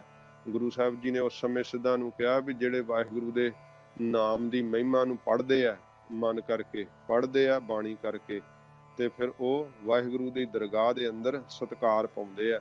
ਜਿਹੜਾ ਪੜ੍ਹਨਾ ਵੀ ਹੁੰਦਾ ਨਾ, ਜਦੋਂ ਆਪਾਂ ਕੋਈ ਬੁੱਕ ਪੜ੍ਹਦੇ ਆ ਤੇ ਇਹ ਬਹੁਤ ਵਿਚਾਰਨ ਵਾਲੀ ਚੀਜ਼ ਹੈ। ਜਿਹਦੀ ਤੁਸੀਂ ਕਿਤਾਬ ਪੜ੍ਹ ਰਹੇ ਹੋ, ਪਹਿਲਾਂ ਉਹਦੇ ਜੀਵਨ ਬਾਰੇ ਤੁਹਾਨੂੰ ਪਤਾ ਹੋਣਾ ਚਾਹੀਦਾ, ਉਹਦਾ ਜੀਵਨ ਕੈਸਾ। ਤੇ ਜੇ ਤੁਸੀਂ ਇਹ ਨਹੀਂ ਧਿਆਨ ਦਿੰਦੇ, ਕਿਉਂਕਿ ਅੱਜ ਕੱਲ੍ਹ ਸੰਸਾਰ ਦੇ ਅੰਦਰ ਬਹੁਤ ਜ਼ਿਆਦਾ ਜ਼ਹਿਰੀਲਾ ਗਿਆਨ ਵੀ ਹੈਗਾ, ਜਿਹਨੂੰ ਪੜ੍ਹ ਕੇ ਜੀਵ ਨੂੰ ਲਾਭ ਨਹੀਂ ਨੁਕਸਾਨ ਹੋ ਜਾਊਗਾ। ਤੇ ਕਈ ਫਿਰ ਉਸੇ ਧਾਰਨਾ ਤੇ ਤੁਰੇ ਰਹਿੰਦੇ ਸਾਰੀ ਜ਼ਿੰਦਗੀ, ਮੈਂ ਕਿਤਾਬ ਪੜ੍ਹੀ ਸੀ, ਮੈਂ ਕਿਤਾਬ 'ਚੋਂ ਪੜ੍ਹਿਆ ਸੀ, ਬਸ ਇਹੋ ਰੱਟ ਲਾਈ ਰੱਖਦੇ। ਤੇ ਕਿਤਾਬਾਂ ਤਾਂ ਅੱਜ ਕੱਲ ਜਿਹਨੂੰ ਕੱਖ ਨਹੀਂ ਪਤਾ ਉਹਨਾਂ ਵੀ ਲਿਖ ਦਿੱਤੀਆਂ, ਇੱਕ ਦੂਸਰੇ ਦੀਆਂ ਨਕਲਾਂ ਮਾਰ ਕੇ। ਤੇ ਜਾਂ ਕਿਸੇ ਨੇ ਕਿਤਾਬ 'ਚ ਆਪਣੀ ਨਾਸਤਿਕਤਾਈ ਨੂੰ ਹੀ ਲਿਖ ਛੜਿਆ, ਜਾਂ ਕਿਸੇ ਨੇ ਆਪਣੇ ਮਨ ਦਾ ਹੱਠ ਹੀ ਲਿਖ ਛੜਿਆ। ਤੇ ਜਿਹਦਾ ਆਪਣਾ ਅਮਲੀ ਜੀਵਨ ਗੁਰਮੁਖਾਂ ਵਾਲਾ ਨਹੀਂ, ਜਿਹਦੇ ਕੋਈ ਆਪਣੇ ਜੀਵਨ 'ਚ ਨਿਮਰਤਾ ਨਹੀਂ, ਉਹਦੀ ਕਿਤਾਬ ਪੜ੍ਹ ਕੇ ਤੇ ਤੁਸੀਂ ਮਨ ਦੀ ਸ਼ਾਂਤੀ ਕਿਵੇਂ ਪਾ ਲਓਗੇ, ਸਗੋਂ ਕਿ ਮਨ ਭਟਕ ਜਾਏਗਾ। ਤੇ ਕਿਤਾਬ ਪੜ੍ਹਨਾ ਹੁੰਦਾ ਹੈ ਉਸ ਮਨੁੱਖ ਦੀ ਸੰਗਤ ਕਰਨ ਦੇ ਬਰਾਬਰ ਵਾ। ਤੁਸੀਂ ਉਨੇ ਦਿਨ ਉਹਦੇ ਨਾਲ ਰਹਿੰਦੇ ਆ, ਫਿਰ ਕਿਉਂਕਿ ਉਹਦੇ ਵਿਚਾਰਾਂ ਨੂੰ ਪੜ੍ਹਦੇ ਆ ਤੇ ਸਮਝ ਲਓ ਕਿ ਉਹਦੀ ਤੁਸੀਂ ਸੰਗਤ ਕਰ ਰਹੇ ਆ। ਤੇ ਜੇ ਫਿਰ ਉਹਦੇ ਵਿਚਾਰ ਮਾੜੇ ਆ, ਉਹਦਾ ਜੋ ਲਿਖਤ ਉਹਦੀ ਵਿਚਾਰਾਂ ਦੇ ਵਿੱਚ ਹੈ, ਤੇ ਉਹਨੂੰ ਤੁਸੀਂ ਪੜ੍ਹੋਗੇ ਤੇ ਪੜ੍ਹ ਕੇ ਮਾਣ ਨਹੀਂ ਕਦੇ ਪਾਓਗੇ, ਪੜ੍ਹ ਕੇ ਚਿੰਤਾ ਹੀ ਲੱਗੂਗੀ, ਪੜ੍ਹ ਕੇ ਦੁੱਖ ਹੀ ਲੱਗੂਗਾ। ਇਸ ਕਰਕੇ ਸੱਚੇ ਪਾਤਸ਼ਾਹ ਜੀ ਮਹਾਰਾਜ ਸਾਨੂੰ ਆਖਿਆ, ਜੇ ਪੜ੍ਹਨਾ ਹੈ ਤੇ ਪੜ੍ਹਨਾ ਵੀ ਉਹ ਜਿੱਥੋਂ ਨਾਮ ਦੀਆਂ ਜੁਗਤਾਂ, ਨਾਮ ਦੀ ਮਹਿਮਾ। ਸਭ ਤੋਂ ਪਹਿਲਾਂ ਤਾਂ ਮਹਾਰਾਜ ਸਾਹਿਬ ਜੀ ਨੇ ਆਖਿਆ ਸਾਨੂੰ ਕਿ ਨਾਮ ਦਾ ਪੜ੍ਹਾਈ ਨਾਮ ਦੀ ਪੜ੍ਹਨੀ, ਜਿਹੜੀ ਸੱਚੇ ਪਾਤਸ਼ਾਹ ਜੀ ਮਹਾਰਾਜ ਗੁਰੂ ਨਾਨਕ ਸਾਹਿਬ ਜੀ ਨੇ ਵੀ ਪਾਂਧਾ ਜੀ ਨੂੰ ਜਦੋਂ ਪੁੱਛਿਆ ਸੀ ਨਾ, ਮਹਾਰਾਜ ਨੇ ਕਿਹਾ ਕਿ ਪਾਂਧਾ ਜੀ ਇਹ ਜਿਹੜੀ ਪੜ੍ਹਾਈ ਤੁਸੀਂ ਸਾਨੂੰ ਪੜ੍ਹਾ ਰਹੇ ਆ, ਇਹਦੇ ਨਾਲ ਕੀ ਹੁੰਦਾ ਹੈ? ਤੇ ਪਾਂਧਾ ਜੀ ਕਹਿੰਦੇ ਇਹਦੇ ਨਾਲ ਤੁਹਾਡੀ ਪਰਿਵਾਰ ਦੀ ਉਪਜੀਵਿਕਾ ਚੱਲਦੀ ਹੈ। ਜਿਹੜੇ ਆ ਸਵਾਏ ਡਿਉਢੇ ਮੈਂ ਇਹ ਗਿਣਤੀ ਕਰਨੀ ਦੱਸ ਦੂੰਗਾ। ਫਿਰ ਮਹਾਰਾਜ ਸੱਚੇ ਪਾਤਸ਼ਾਹ ਨੂੰ ਜਦੋਂ ਸਾਰਾ ਉਹਨਾਂ ਦੱਸਿਆ ਤੇ ਗੁਰੂ ਸਾਹਿਬ ਨੇ ਇਹ ਕਿਹਾ ਕਿ ਪਾਂਧਾ ਜੀ ਇਸ ਪੜ੍ਹਾਈ ਦੇ ਪੜ੍ਹਨ ਨਾਲ ਪਰਲੋਕ ਵਿੱਚ ਜਮਾਂ ਦੀ ਮਾਰ ਤੋਂ ਬਚ ਜਾਈਦਾ। ਪਾਂਧਾ ਜੀ ਚੁੱਪ ਕਰ ਗਏ ਕਿ ਇਹ ਪੜ੍ਹਾਈ ਦੇ ਪੜ੍ਹਨ ਨਾਲ ਜਮਾਂ ਦੀ ਮਾਰ ਤੋਂ ਕਿਵੇਂ ਬਚ ਸਕਾਂਗੇ। ਫਿਰ ਸੱਚੇ ਪਾਤਸ਼ਾਹ ਜੀ ਮਹਾਰਾਜ ਨੇ ਜਦੋਂ ਇਉਂ ਪੁੱਛਿਆ ਤੇ ਗੁਰੂ ਸਾਹਿਬ ਕਹਿੰਦੇ ਜੇ ਤਾਂ ਉਹ ਪੜ੍ਹਾਈ ਆਉਂਦੀ ਹੈ ਸਾਨੂੰ ਪੜ੍ਹਾਓ, ਜਿਹਦੇ ਨਾਲ ਦਰਗਾਹ 'ਚ ਸੁਰਖਰੂ ਹੋ ਜਾਈਦਾ ਤੇ ਮਾਨ ਪਾਈਦਾ, ਤੇ ਜੇ ਨਹੀਂ ਆਉਂਦੀ ਤੇ ਤਾਂ ਦੱਸੋ। ਪਾਂਧਾ ਜੀ ਨੇ ਫਿਰ ਗੁਰੂ ਸਾਹਿਬ ਜੀ ਤੋਂ ਉਪਦੇਸ਼ ਪਾਉਣਾ ਸੀ, ਭਾਗ ਜਾਗੇ ਹੱਥ ਜੋੜ ਲੈ ਕਿਹਾ ਮਹਾਰਾਜ ਮੈਨੂੰ ਨਹੀਂ ਆਉਂਦੀ ਉਹ ਪੜ੍ਹਾਈ, ਕਿਰਪਾ ਕਰਕੇ ਤੁਸੀਂ ਦੱਸੋ। ਤੇ ਮਹਾਰਾਜ ਸਾਹਿਬ ਨੇ ਫਿਰ ਸ਼੍ਰੀ ਰਾਗ ਦੇ ਅੰਦਰ ਹਜ਼ੂਰ ਨੇ ਸ਼ਬਦ ਉਚਾਰਿਆ ਸੀ, ਜਾਲ ਮੋਹ ਘਸ ਮਸ ਕਰ, ਮਤ ਕਾਗਦ ਕਰ ਸਾਰ, ਭਾਉ ਕਲਮ ਕਰ ਚਿੱਤ ਲਿਖਾਰੀ, ਗੁਰ ਪੁੱਛ ਲਿਖ ਵਿਚਾਰ, लिख नाम साह लाह लिख, लिख अंत न पारावार। बाबा इहो लेखा लिख जान, जिथै लेखा मंगीਐ तिथै होए सच्चा नीसाण। ਇਹ ਸੱਚੇ ਪਾਤਸ਼ਾਹ ਜੀ ਮਹਾਰਾਜ ਫਿਰ ਸ਼ਬਦ ਪਾਂਧਾ ਜੀ ਦੇ ਪ੍ਰਥਾਏ ਮਹਾਰਾਜ ਸਾਹਿਬ ਜੀ ਨੇ ਉਚਾਰਨ ਕੀਤਾ। ਮਹਾਰਾਜ ਨੇ ਦੱਸਿਆ ਕਿ ਨਾਮ ਦੀ ਵਿਦਿਆ ਪੜ੍ਹਨੀ ਚਾਹੀਦੀ ਹੈ। ਕਿਸ ਤਰ੍ਹਾਂ ਜਿਹੜਾ ਹੈ ਉਹ ਕਾਗਜ਼ ਕਿਹੜਾ ਹੋਣਾ ਚਾਹੀਦਾ, ਕਲਮ ਕਿਹੜੀ ਹੋਣੀ ਚਾਹੀਦੀ ਹੈ, ਸਿਆਹੀ ਕਿਹੜੀ ਹੋਣੀ ਚਾਹੀਦੀ ਹੈ, ਇਉਂ ਸੱਚੇ ਪਾਤਸ਼ਾਹ ਜੀ ਮਹਾਰਾਜ ਨੇ ਕਿਹਾ। ਫਿਰ ਲਿਖਣਾ ਕਿਸ ਤਰ੍ਹਾਂ ਚਾਹੀਦਾ ਹੈ, ਇਹ ਸਾਰਾ ਸਤਿਗੁਰੂ ਜੀ ਨੇ ਦੱਸਿਆ। ਤੇ ਜਦੋਂ ਨਾਮ ਦੀ ਮਹਿਮਾ ਆਪਾਂ ਲਿਖੀ ਹੋਈ ਪੜਾਂਗੇ ਤੇ ਫਿਰ ਪੜ੍ਹ ਕੇ ਉਸ ਦਰਗਾਹ ਦੇ ਅੰਦਰ ਮਾਣ ਪ੍ਰਾਪਤ ਕਰਾਂਗੇ।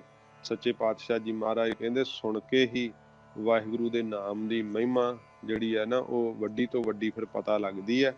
ਤੇ ਜਦੋਂ ਨਾਮ ਨੂੰ ਸੁਣਦੇ ਆ, ਨਾਮ ਨੂੰ ਸੁਣ ਕਰਕੇ ਉਹਦੇ ਪੜ੍ਹਨ ਦੀ ਇੱਛਾ ਜਾਗਦੀ ਹੈ ਕਿ ਏਡੀ ਵੱਡੀ ਹੈ ਨਾਮ ਦੀ ਮਹਿਮਾ, ਤੇ ਚਲੋ ਆਪਾਂ ਵੀ ਪੜ੍ਹੀਏ। ਫਿਰ ਉਹ ਬ੍ਰਹਮ ਵਿਦਿਆ ਦੀ ਪੜ੍ਹਾਈ ਨੂੰ ਪੜ੍ਹਦੇ ਆ ਨਿਮਰਤਾ ਧਾਰਨ ਕਰਕੇ। ਇਸ ਪ੍ਰਕਾਰ ਪੜ੍ਹ ਕੇ ਫਿਰ ਸੰਸਾਰ ਦੇ ਅੰਦਰ ਉਹ ਗੁਰਸਿੱਖ ਜਿਹੜੇ ਆ ਉਹ ਮਾਣ ਪਾਉਂਦੇ ਆ। ਫਿਰ ਜਿਹੜੇ ਆ ਪੜ੍ਹਦੇ ਆ ਕਾਵ ਦੀ ਤਿਆਈ, ਕੋਸ਼ ਪੜ੍ਹਦੇ ਆ, ਵਿਆਕਰਣ ਪੜ੍ਹਦੇ ਆ, ਤੇ ਇਹ ਸਾਰੇ ਗ੍ਰੰਥ ਪੜ੍ਹ ਕੇ ਉਹਨਾਂ ਵਿੱਚ ਹੈ ਕੀ ਆ, ਮਹਿਮਾ ਨਾਮ ਦੀ ਦੱਸੀ ਹੈ। ਤੇ ਜੇ ਗ੍ਰੰਥ ਪੜ੍ਹ ਕੇ ਹੰਕਾਰ ਕਰ ਲਏ ਤੇ ਫਿਰ ਕਹਿੰਦੇ ਆ ਨਾ ਵੀ ਜਿਵੇਂ ਸਮਝ ਕੇ ਕੋਈ ਛਕੇ ਤਾਂ ਅੰਮ੍ਰਿਤ, ਤਾਂ ਪਰ ਅੰਦਰ ਜਾ ਕੇ ਜ਼ਹਿਰ ਬਣ ਜੇ, ਫਿਰ ਕਹਿੰਦੇ ਉਹਦਾ ਕੀ ਇਲਾਜ ਹੈ। ਉਹਨੂੰ ਤਾਂ ਕੋਈ ਵੈਦ ਵੀ ਨਹੀਂ ਬਚਾ ਸਕਦਾ, ਉਹਨੂੰ ਕੋਈ ਡਾਕਟਰ ਨਹੀਂ ਬਚਾ ਸਕਦਾ। ਜਿਹੜਾ ਇਹ ਅੰਮ੍ਰਿਤ ਜਾਣ ਕੇ ਛਕੇ ਪਰ ਅੰਦਰ ਜਾ ਕੇ ਉਹਦੇ ਉਹ ਅੰਮ੍ਰਿਤ ਜ਼ਹਿਰ ਬਣ ਜੇ, ਤੇ ਫਿਰ ਉਹਨੂੰ ਕੌਣ ਬਚਾਊਗਾ। ਇਸ ਤਰ੍ਹਾਂ ਇਹ ਬ੍ਰਹਮ ਵਿਦਿਆ ਤਾਂ ਹੈਗੀ ਆ ਅੰਮ੍ਰਿਤ ਦੀ ਨਿਆਈ, ਪਰ ਇਹਨੂੰ ਅੰਮ੍ਰਿਤ ਜਾਣ ਕੇ ਜਦੋਂ ਪੜ੍ਹਦੇ ਆ ਤੇ ਪਰ ਜ਼ਹਿਰ ਕਿਵੇਂ ਬਣਦੀ, ਜਦੋਂ ਉਹਦਾ ਮਾਣ ਕਰ ਲੈਂਦੇ ਆ, ਹੰਕਾਰ ਕਰ ਲੈਂਦੇ ਆਪ,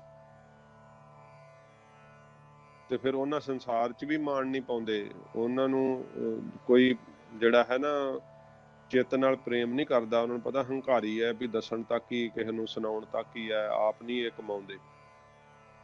ਤੇ ਜਦੋਂ ਮਨ ਦੇ ਅੰਦਰ ਮਾਣ ਆ ਜਾਂਦਾ ਕਿ ਮੈਂ ਕਾਵਿ ਪੜ੍ਹੀ ਹੈ, ਵਿਆਕਰਣ ਪੜ੍ਹੀ ਹੈ, ਵੇਦ ਦੇ ਚਾਰੇ ਅੰਗ ਪੜ੍ਹੇ ਹੈ, ਮੈਂ ਤਾਂ ਸਭ ਕੁਝ ਜਾਣਦਾ ਹਾਂ, ਸਿੱਖਿਆ ਕਲਪ ਨਿਰੁਕਤ ਮੈਂ ਸਭ ਜਾਣਦਾ, ਮੈਂ ਪੜ੍ਹਿਆ ਸਭ ਕੁਝ, ਤੇ ਉਹਨੂੰ ਫਿਰ ਜਦੋਂ ਹੰਕਾਰ ਆ ਜਾਂਦਾ ਮਨ ਦੇ ਅੰਦਰ, ਫਿਰ ਸਮਝ ਲਓ ਕਿ ਬ੍ਰਹਮ ਵਿਦਿਆ ਰੂਪੀ ਅੰਮ੍ਰਿਤ ਜਾਣ ਕੇ ਛਕਿਆ ਸੀ, ਪਰ ਉਹਦਾ ਹੰਕਾਰ ਕਰਨ ਰੂਪ ਅੰਦਰ ਜਾ ਕੇ ਸਾਰਾ ਜ਼ਹਿਰ ਬਣ ਗਿਆ। ਤੇ ਫਿਰ ਉਹਨੂੰ ਕਿਹੜੀ ਕੋਈ ਔਸ਼ਧੀ ਦਵਾਈ ਜਾਂ ਵੈਦ ਉੱਤੇ ਕੀ ਅਸਰ ਕਰੂਗਾ, ਉਹਦਾ ਪੱਕਾ ਮਰਨਾ ਨਿਸ਼ਚੈ ਹੀ ਹੁੰਦਾ, ਫਿਰ ਨਿਸ਼ਚਿਤ ਹੀ ਹੁੰਦਾ। ਇਸ ਕਰਕੇ ਹੰਕਾਰ ਨਹੀਂ ਕਰਨਾ ਚਾਹੀਦਾ। ਵਾਹਿਗੁਰੂ ਜੀ ਦੇ ਜਿਹੜੀ ਨਾਮ ਦੀ ਮਹਿਮਾ ਹੈ ਨਾ, ਸੱਚੇ ਪਾਤਸ਼ਾਹ ਜੀ ਮਹਾਰਾਜ ਕਹਿੰਦੇ ਸੁਣ ਕੇ ਤੇ ਫਿਰ ਚਾਅ ਪੈਦਾ ਕਰਕੇ ਜਿਹੜਾ ਹੈ ਉਸ ਦੇ ਤਾਈਂ ਪੜ੍ਹਨਾ ਚਾਹੀਦਾ। ਤੇ ਪੜ੍ਹ ਕੇ ਫਿਰ ਕੀ ਹੁੰਦਾ ਹੈ, ਨਿਮਰਤਾ ਧਾਰਨ ਕਰਕੇ ਗੁਰਮੁਖ ਵਾਹਿਗੁਰੂ ਦੇ ਦਰ ਦੇ ਅੰਦਰ ਫਿਰ ਮਾਣ ਪਾਉਂਦੇ ਆ, ਸਤਿਕਾਰ ਪਾਉਂਦੇ ਆ। ਜੋ ਉਹਨਾਂ ਦੇ ਮਨ ਦੇ ਅੰਦਰ ਵਿਸ਼ੇ ਵਿਕਾਰ ਛੁੱਟ ਜਾਂਦੇ ਆ ਤੇ ਬਹੁਤ ਭਾਰੀ ਜਿਹੜਾ ਹੈ ਦਰਗਾਹ ਦੇ ਅੰਦਰ ਵੀ ਮਾਣ ਸਤਿਕਾਰ ਉਹਨਾਂ ਨੂੰ ਪ੍ਰਾਪਤ ਹੁੰਦਾ ਹੈ। ਪੜ ਪਲ ਪਲ ਛਿਨ ਕਾਲ ਵਿੱਚ ਵਾਹਿਗੁਰੂ ਦੇ ਨਾਮ ਨੂੰ ਜਪਦੇ ਹੋਏ ਉਹ ਸਤਿਕਾਰ ਪਾਉਂਦੇ ਆ। ਵਾਹਿਗੁਰੂ ਦੇ ਨਾਮ ਦਾ ਸਰਵਣ ਕਰਨੇ ਕਰਕੇ ਕਾਰਨ ਸੂਖਮ ਤੇ ਸਥੂਲ ਦੇਹਾਂ ਦੇ ਅਭਿਆਸ ਦੇ ਅੰਦਰ ਪੜਦਿਆਂ ਨੂੰ, ਜਿਹੜੇ ਪੜਦਾ ਅਰਥ ਪੜਦੇ ਸਮਝਣੇ, ਉਹਨਾਂ ਪੜਦਿਆਂ ਨੂੰ ਪਾੜ ਕੇ ਜੀਵ ਇਸ ਦੇ ਭੇਦ ਗਿਆਨ ਨੂੰ ਜਿਹੜੇ ਆ ਉਹ ਪੜਦੇ ਨੂੰ ਪਾੜ ਕਰਕੇ ਉਹ ਪਰਮੇਸ਼ਰ ਦੇ ਦਰਗਾਹ ਦੇ ਅੰਦਰ ਮਾਨ ਪਾ ਲੈਂਦੇ ਆ। ਭਾਵ ਆਪਣੇ ਦੇਹ ਦਾ ਜਿਹੜਾ ਪੜਦਾ ਨਾ, ਦੇਹ ਦੀ ਮੋਕ ਮੈਂ ਦੇਹ ਆ, ਇਸ ਪੜਦੇ ਨੂੰ ਵੀ ਪਾੜ ਦਿੰਦੇ ਆ ਉਹ। ਤੇ ਜਿਹੜਾ ਜਦੋਂ ਦੇਹ ਚੋਂ ਨਿਕਲ ਆਉਂਦੇ ਆ ਬਾਹਰ ਤੇ ਫਿਰ ਕੀ ਹੁੰਦਾ, ਮਾਣ ਪਾਉਂਦੇ ਆ। ਵਾਹਿਗੁਰੂ ਦੇ ਨਾਮ ਨੂੰ ਸੁਣਨੇ ਕਰਕੇ ਇਹ ਦਾਤ ਸੱਚੇ ਪਾਤਸ਼ਾਹ ਜੀ ਮਹਾਰਾਜ ਕਹਿੰਦੇ ਭਾਈ ਪ੍ਰਾਪਤ ਹੁੰਦੀ ਹੈ। ਤੇ ਜਿਹੜਾ ਹੈ ਨਾ ਰਸਤੇ ਦੇ ਅੰਦਰ ਜੇ ਕੋਈ ਰੁਕਾਵਟ, ਹਿੰਦੀ ਦਾ ਸ਼ਬਦ ਹੁੰਦਾ ਨਾ ਪੜ ਪੈ ਜਾਣੀ, ਤੇ ਜਦੋਂ ਵਾਹਿਗੁਰੂ ਦੇ ਨਾਮ ਨੂੰ ਸੁਣੀਏ ਤੇ ਵਾਹਿਗੁਰੂ ਜੀ ਦੇ ਨਾਮ ਨੂੰ ਸੁਣਨੇ ਕਰਕੇ ਉਹਦੀ ਪ੍ਰਾਪਤੀ ਵਾਲੇ ਰਸਤੇ 'ਚ ਪੜਨ ਵਾਲੀਆਂ ਜਿਹੜੀਆਂ ਰੁਕਾਵਟਾਂ ਹਨ, ਕਾਮ ਆਦਿਕ ਵਿਕਾਰਾਂ ਤੋਂ ਮਨ ਪੀੜਤ ਰਹਿਣਾ, ਤੇ ਇਹਨਾਂ ਨੂੰ ਨਾਸ਼ ਕਰਕੇ ਉਹ ਵਾਹਿਗੁਰੂ ਦੇ ਦਰ ਦੇ ਅੰਦਰ ਸਤਿਕਾਰ ਪਾਉਂਦੇ ਆ। ਵਾਹਿਗੁਰੂ ਦੇ ਨਾਮ ਨੂੰ ਸੁਣ ਕਰਕੇ ਸਾਰੀਆਂ ਰੁਕਾਵਟਾਂ ਜਿਹੜੀਆਂ ਪੜ ਪੈਣ ਵਾਲੀਆਂ ਨਾ ਤੇ ਪੜ ਪੀੜਾ ਉਹਨਾਂ ਨੂੰ ਨਾਸ਼ ਕਰਕੇ ਵਾਹਿਗੁਰੂ ਦੇ ਦਰਗਾਹ ਦੇ ਅੰਦਰ ਉਹ ਮਾਣ ਪਾਉਂਦੇ। ਪਰ ਮੁੱਖ ਅਰਥ ਜਿਹੜਾ ਨਾ ਉਹ ਪੜਨ ਦਾ ਹੀ ਸਮਝਣਾ ਕਿ ਵਾਹਿਗੁਰੂ ਦੇ ਨਾਮ ਨੂੰ ਸੁਣ ਕਰਕੇ ਜਦੋਂ ਆਪਾਂ ਉਹਦੇ ਬ੍ਰਹਮ ਵਿਦਿਆ ਦਾ ਗਿਆਨ ਪੜ੍ਹਦੇ ਹਾਂ ਤੇ ਪੜ੍ਹ ਕਰਕੇ ਫਿਰ ਜਿਹੜਾ ਹੈ ਨਿਮਰਤਾ ਅੰਦਰ ਹੋਵੇ, ਪ੍ਰੀਤ ਹੋਵੇ, ਤਾਂ ਫਿਰ ਮਹਾਰਾਜ ਕਹਿੰਦੇ ਲੋਕ ਪਰਲੋਕ ਵਿੱਚ ਮਾਣ ਤੇ ਸਤਿਕਾਰ ਪ੍ਰਾਪਤ ਹੁੰਦਾ ਹੈ। ਸੁਣਿਆ ਲਾਗੈ ਸਹਿਜ ਧਿਆਨ। ਵਾਹਿਗੁਰੂ ਜੀ ਦੇ ਨਾਮ ਨੂੰ ਸੁਣਨੇ ਕਰਕੇ ਸਹਿਜ ਸਰੂਪ ਵਿੱਚ ਧਿਆਨ ਲੱਗ ਜਾਂਦਾ ਹੈ। ਤੇ ਜਿੱਦਾਂ ਕਈ ਸਿਮਰਨ ਕਰਨ ਲੱਗਦੇ ਆ ਤੇ ਉਹ ਕਹਿੰਦੇ ਧਿਆਨ ਕਿੱਥੇ ਟਿਕਾਈਏ। ਮਹਾਰਾਜ ਕਹਿੰਦੇ ਨਾਮ ਨੂੰ ਸੁਣ ਲਓ, ਕੰਨਾਂ ਨਾਲ ਸੁਣੋਗੇ ਤੇ ਫਿਰ ਧਿਆਨ ਲੱਗ ਜਾਏਗਾ। ਉਹ ਜਿੱਦਾਂ ਧਿਆਨ ਨੂੰ ਟਿਕਾਉਣ ਵਾਸਤੇ ਹੀ ਨਾ ਬੜੇ ਪੰਜਾਬ ਵਿੱਚ ਜਿਹੜਾ ਹੈ ਉਹ ਜ਼ਿਆਦਾ ਇਹਨਾਂ ਚੀਜ਼ਾਂ ਦਾ ਜ਼ੋਰ ਹੁੰਦਾ ਹੈ, ਕਿਉਂਕਿ ਉਹ ਪੰਜਾਬ ਦੇ ਜਿਹੜੇ ਆਵਾਮ ਨੂੰ ਨਾ ਉੱਥੇ ਬਹੁ ਗਿਣਤੀ ਗੁਰੂ ਨਾਨਕ ਸਾਹਿਬ ਦੇ ਸਿੱਖ ਵਸਦੇ ਆ ਤੇ ਉਹਨਾਂ ਨੂੰ ਧਰਮ ਦੇ ਰਾਹ ਤੋਂ ਗੁੰਮਰਾਹ ਕਰਨ ਲਈ ਇਹਨਾਂ ਨੂੰ ਚੰਗੀ ਸਿੱਖਿਆ ਨਾ ਮਿਲੇ, ਧਰਮ ਦਾ ਰਸਤਾ ਨਾ ਗ੍ਰਹਿਣ ਕਰ ਸਕਣ ਤੇ ਬੜੇ ਚਿਰ ਤੋਂ ਮਤਲਬ ਵੀ ਸਿੱਖਾਂ ਨੂੰ ਗੁਰੂ ਜੀ ਤੋਂ ਤੋੜਨ ਦੇ ਇਹ ਹਕੂਮਤਾਂ ਵੱਲੋਂ ਜੱਦੋ-ਜਹਿਦਾਂ ਤੇ ਯਤਨ ਕੀਤੇ ਜਾਂਦੇ ਰਹੇ ਆ। ਤੇ ਉਹ ਜਿਹੜੇ ਨਾਮ ਤਾਂ ਤੁਸੀਂ ਜਾਣਦੇ ਹੀ ਹੋਊਗੇ ਕਈ ਪਖੰਡੀਆਂ ਦੇ, ਉਹ ਕਹਿੰਦੇ ਜੀ ਅਸੀਂ ਧਿਆਨ ਟਿਕਾ ਦਿੰਦੇ ਜੀਵ ਦਾ, ਕਈ ਪ੍ਰਕਾਰ ਦੇ ਦਾਅਵੇ ਕਰਦੇ। ਕੋਈ ਜਿਹੜਾ ਹੈ ਉਹ ਤੇਜ਼ ਧਾਰ ਰੌਸ਼ਨੀ ਅੱਖਾਂ 'ਚ ਮਾਰ ਕੇ ਤੇ ਉਹ ਫਿਰ ਰੌਸ਼ਨੀ ਕਿੰਨਾ ਚਿਰ ਉਹਨੂੰ ਪਰਾਂ ਕਰ ਲੈਂਦੇ, ਜਦੋਂ ਅੱਖਾਂ ਬੰਦ ਕੀਤੀਆਂ ਹੁੰਦੀਆਂ ਤਾਂ ਬੜਾ ਤੇਜ਼ ਰੌਸ਼ਨੀ ਵਾਲਾ ਬਲਬ ਅੱਖਾਂ 'ਚ ਮਾਰਦੇ ਆ ਤੇ ਫਿਰ ਪਰਾਂ ਕਰ ਲੈਂਦੇ ਆ। ਥੋੜੇ ਚਿਰ ਬਾਅਦ ਉਹਦਾ ਅਕਸ ਜਿਹਾ ਬਣਿਆ ਰਹਿੰਦਾ, ਉਹਨੂੰ ਕਹਿੰਦੇ ਵੀ ਤੈਨੂੰ ਆ ਕੋਈ ਰੌਸ਼ਨੀ ਦਿਸ ਰਹੀ ਹੈ, ਰੌਸ਼ਨੀ ਦਾ ਗੋਲ ਗੋਲ ਜੀ ਟਿੱਕੀ, ਉਹ ਰੌਸ਼ਨੀ ਦੇ ਪ੍ਰਤਾਪ ਕਰਕੇ ਪ੍ਰਤੀਤ ਹੁੰਦੀ ਆ। ਉਹ ਅਗਲਾ ਕਹਿ ਦਿੰਦਾ ਹਾਂ ਮੈਨੂੰ ਹੋ ਰਹੀ ਆ, ਉਹ ਕਹਿੰਦੇ ਬਸ ਇਹੀ ਪਰਮੇਸ਼ਰ ਆ, ਇੱਥੇ ਧਿਆਨ ਟਿਕਾ ਲਾ। ਤੇ ਧਿਆਨ ਕੀ ਟਿਕਣਾ ਹੁੰਦਾ, ਤੇ ਜਿਵੇਂ ਉਹ ਨਰਕ ਧਾਰੀਏ ਧਿਆਨ ਟਿਕਾਉਂਦੇ ਹੁੰਦੇ ਸੀ ਤੇ ਬਾਂਹ ਇੱਕ ਉੱਪਰ ਕਰਕੇ ਥੱਲੇ ਕਰਕੇ ਵਿਚਕਾਰ ਖਾਲੀ ਥਾਂ ਤੇ ਕਹਿੰਦੇ ਬਸ ਇਹੀ ਬ੍ਰਹਮ ਹੈ। ਤੇ ਇਸ ਤਰ੍ਹਾਂ ਦੇ ਕਈ ਪਖੰਡ ਧਿਆਨ ਦੇ ਟਿਕਾਉਣ ਵਾਸਤੇ ਤੇ ਲੋਕ ਕਈਆਂ ਨੇ ਤਾਂ ਆਪਣਾ ਆਸ਼ਰਮ ਉੱਦਾਂ ਦੇ ਬਣਾਏ ਆ, ਕਈਆਂ ਨੇ ਕੁਛ ਟਕਵਾਂਜ ਰਚੇ ਆ। ਤੇ ਜਿੰਨਾ ਚਿਰ ਨਾਮ ਨੂੰ ਨਹੀਂ ਕੰਨਾਂ ਨਾਲ ਸੁਣਦੇ ਤਾਂ ਮਹਾਰਾਜ ਕਹਿੰਦੇ ਸਹਿਜ ਵਿੱਚ ਧਿਆਨ ਕਿਵੇਂ ਟਿਕ ਜਾਏਗਾ। ਜਿਹੜਾ ਸਹਿਜ ਹੈ ਨਾ ਸ਼ਾਂਤੀ, ਇਹ ਜ਼ਿੰਦਗੀ ਦੇ ਅੰਦਰ ਤਾਂ ਪ੍ਰਾਪਤ ਹੁੰਦੀ ਹੈ ਜੇ ਵਾਹਿਗੁਰੂ ਦੇ ਨਾਮ ਨੂੰ ਕੰਨਾਂ ਨਾਲ ਸੁਣੀਏ। ਤੇ ਜੇ ਨਾਮ ਦੀ ਮਹਿਮਾ ਸੁਣੀ ਨਹੀਂ ਕੰਨਾਂ ਨਾਲ ਤੇ ਸ਼ਾਂਤੀ ਕਿਵੇਂ ਆ ਜਾਊਗੀ। ਤਾਂ ਹੀ ਤਾਂ ਜੀਵ ਭਟਕੇ ਰਹਿੰਦੇ ਆ ਕ੍ਰੋਧ ਨਾਲ ਤੇ ਘਰਾਂ 'ਚ ਲੜਾਈਆਂ ਝਗੜੇ ਤੇ ਬੁਰਾ ਹਾਲ, ਕਿਉਂਕਿ ਵਾਹਿਗੁਰੂ ਦੇ ਨਾਮ ਨੂੰ ਸੁਣਦੇ ਨਹੀਂ। ਜੋ ਗੁਰਮੁਖ ਹਰ ਵਕਤ ਅਕਾਲ ਪੁਰਖ ਵਾਹਿਗੁਰੂ ਦੇ ਨਾਮ ਨੂੰ ਸਰਵਣ ਕਰਦੇ ਆ ਨਾ ਤੇ ਉਹ ਕਿਸੇ ਮੂਰਤੀ ਦਾ ਧਿਆਨ ਨਹੀਂ ਕਰਦੇ, ਕਿਉਂਕਿ ਮੂਰਤੀ ਦਾ, ਫੋਟੋ ਦਾ, ਤਸਵੀਰ ਦਾ ਧਿਆਨ ਜਦੋਂ ਤੁਸੀਂ ਕਰੋਗੇ ਨਾ, ਇਹ ਅਭਿਆਸੀ ਪੁਰਖਾਂ ਨੇ ਬੜੀਆਂ ਜਿਹੜੀਆਂ ਨਾ ਜੁਗਤੀਆਂ ਦੱਸੀਆਂ। ਇੱਕ ਭਾਈ ਰਘਬੀਰ ਸਿੰਘ ਜੀ ਵੀਰ ਹੋਏ ਆ, ਉਹਨਾਂ ਦਾ ਬੰਦਗੀਨਾਮਾ ਸ਼ਾਇਦ ਕਿਸੇ ਗੁਰਮੁਖ ਨੇ ਪੜ੍ਹਿਆ ਹੀ ਹੋਵੇ ਤੇ ਉਹਨਾਂ ਨੇ ਆਪਣੀ ਜ਼ਿੰਦਗੀ ਦਾ ਤਜਰਬਾ ਲਿਖਿਆ। ਕਹਿੰਦੇ ਕਿ ਜਦੋਂ ਮੈਂ ਨਾਮ ਜਪਦਾ ਸੀ ਤਾਂ ਪਹਿਲੋਂ ਪਹਿਲ ਮੈਂ ਸ੍ਰੀ ਗੁਰੂ ਨਾਨਕ ਦੇਵ ਸੱਚੇ ਪਾਤਸ਼ਾਹ ਜੀ ਦੀ ਤਸਵੀਰ ਅੱਗੇ ਰੱਖ ਕੇ ਤੇ ਉਹਦੇ ਵਿੱਚ ਧਿਆਨ ਟਿਕਾਉਂਦਾ ਹੁੰਦਾ ਸੀ। ਕਹਿੰਦੇ ਧਿਆਨ ਟਿਕ ਤਾਂ ਤਸਵੀਰ ਵਿੱਚ ਬਹੁਤ ਜਲਦ ਜਾਂਦਾ ਤੇ ਬੜੀ ਛੇਤੀ ਨਾਲ ਤਰੱਕੀ ਵੀ ਹੁੰਦੀ ਹੈ, ਪਰ ਜਦੋਂ ਸਿਮਰਨ ਕਰਨ ਬੈਠੀਦਾ ਫਿਰ ਤਸਵੀਰ ਹੀ ਅੱਗੇ ਆਉਂਦੀ ਹੈ। ਥੋੜੀ ਤਰੱਕੀ ਹੋ ਜਾਂਦੀ ਹੈ ਪਰ ਪੂਰੀ ਤਰੱਕੀ ਜਿਹੜੀ ਆ ਉਹ ਫਿਰ ਨਹੀਂ ਹੁੰਦੀ, ਕਿਉਂਕਿ ਤਸਵੀਰ ਅੱਗੇ ਆਉਂਦੀ। ਤਸਵੀਰ ਫਿਰ ਕਹਿੰਦੇ ਜਦੋਂ ਤਸਵੀਰ ਵਿੱਚ ਸੁਰਤ ਚਲੀ ਜਾਂਦੀ ਹੈ ਤੇ ਫਿਰ ਜਿਹੜੀਆਂ ਨਾ ਆਤਮਿਕ ਮੰਜ਼ਿਲਾਂ ਉਹ ਪ੍ਰਾਪਤ ਨਹੀਂ ਹੁੰਦੀਆਂ। ਫਿਰ ਕਹਿੰਦੇ ਕੋਈ ਮਹਾਨ ਮਹਾਂਪੁਰਖ, ਉਹਨਾਂ ਨੂੰ ਪ੍ਰਸ਼ਾਦਾ ਛਕਾਇਆ ਤੇ ਉਹਨਾਂ ਨੂੰ ਮੈਂ ਪੁੱਛਿਆ ਕਿ ਮਹਾਰਾਜ ਆ ਮੇਰੀ ਹਾਲਤ ਹੈ ਤੇ ਮੈਂ ਠੀਕ ਕਰ ਰਿਹਾ। ਉਹਨਾਂ ਨੇ ਕਿਹਾ ਵੀ ਨਹੀਂ, ਤੈਨੂੰ ਤਸਵੀਰ ਤੋਂ ਆਪਣੀ ਸੁਰਤ ਹਟਾਉਣੀ ਪੈਣੀ ਹੈ। ਮਹਾਰਾਜ ਤਸਵੀਰ ਨਹੀਂ, ਗੁਰਮੂਰਤ ਗੁਰ ਸ਼ਬਦ ਹੈ। ਗੁਰੂ ਜੀ ਦੀ ਮੂਰਤੀ ਗੁਰੂ ਜੀ ਦਾ ਸ਼ਬਦ ਹੈ। ਮਹਾਰਾਜ ਦਾ ਸਰੂਪ ਕੀ ਹੈ? ਵਾਹਿਗੁਰੂ। ਸਾਰੀ ਸ੍ਰੀ ਗੁਰੂ ਗ੍ਰੰਥ ਸਾਹਿਬ ਦੀ ਬਾਣੀ गुरु महाराज का स्वरूप है। इस बाणी नूं ही महाराज साहब जी ने आख्या ना, जो मुझ बचन सुनन के चाहे, सुनो ग्रंथ हित चित लाए, मेरो रूप ग्रंथ जी जान। महाराज कहते मेरा रूप है, इसमें भेद ना रंचक मान। रंचक थोड़ा मात्र भी इस गल विच भेद ना जानना करो। इस करके गुरु जी का शब्द, गुरु जी की मूर्ति है। हुण शब्द दे विच ध्यान किवें टिकाउणा? सुनन नाल टिकूगा। जदों नाम नूं सुणांगे फिर साडा ध्यान टिकेगा। जिहड़ा शब्द वा ना, ये जिस देश तो आया, शब्द निरंकार है ते सचखंड वसै निरंकार, फिर सानू शब्द उत्थे ही लै जाऊगा। ध्यान नाल जदों असीं ध्यान टिका लांगे ते शब्द दी धुन जिहड़ी अंदर प्रगट होऊगी, धुन मह ध्यान, ध्यान मह जानिया। फिर ध्यान दे विच असीं जाणांगे ज्ञान नूं। जदों धुन दे विच साडा ध्यान लग गया, धुन सुननी, ਜਦੋਂ ਆਪਾਂ ਕਹਿੰਦੇ ਆ, ਜਿਵੇਂ ਡਾਕਟਰ ਭਾਈ ਵੀਰ ਸਿੰਘ ਸਾਹਿਬ ਜੀ ਨੇ ਲਿਖਿਆ ਸਿਮਰਨ ਦਾ ਤਰੀਕਾ, ਉਹਨਾਂ ਨੇ ਬਹੁਤ ਸੋਹਣੇ ਕਮਾਈ ਵਾਲੇ ਹੋਰ ਵੀ ਗ੍ਰੰਥ ਭਾਈ ਸਾਹਿਬ ਜੀ ਨੇ ਲਿਖੇ ਆ। ਇਹਦੇ ਇੱਕ ਗੁਰਮੁਖ ਸਿੱਖਿਆ ਉਹਨਾਂ ਦੀ ਪੋਥੀ, ਕਿ ਜਦੋਂ ਸਿਮਰਨ ਕਰੀਏ ਉਦੋਂ ਇਹ ਮਨ ਵਿੱਚ ਭਾਵਨਾ ਰੱਖੀਏ ਕਿ ਮੇਰੇ ਕੀਤੇ ਸਿਮਰਨ ਨੂੰ ਵਾਹਿਗੁਰੂ ਜੀ ਸੁਣ ਰਹੇ ਆ, ਮੈਂ ਵਾਹਿਗੁਰੂ ਨੂੰ ਸਿਮਰਨ ਸੁਣਾ ਰਿਹਾ, ਤੇ ਫਿਰ ਉਹ ਸਿਮਰਨ ਹਾਜ਼ਰੀ ਦਾ ਸਿਮਰਨ ਹੋਊਗਾ। ਇਹ ਭਾਈ ਸਾਹਿਬ ਨੇ ਲਿਖਿਆ।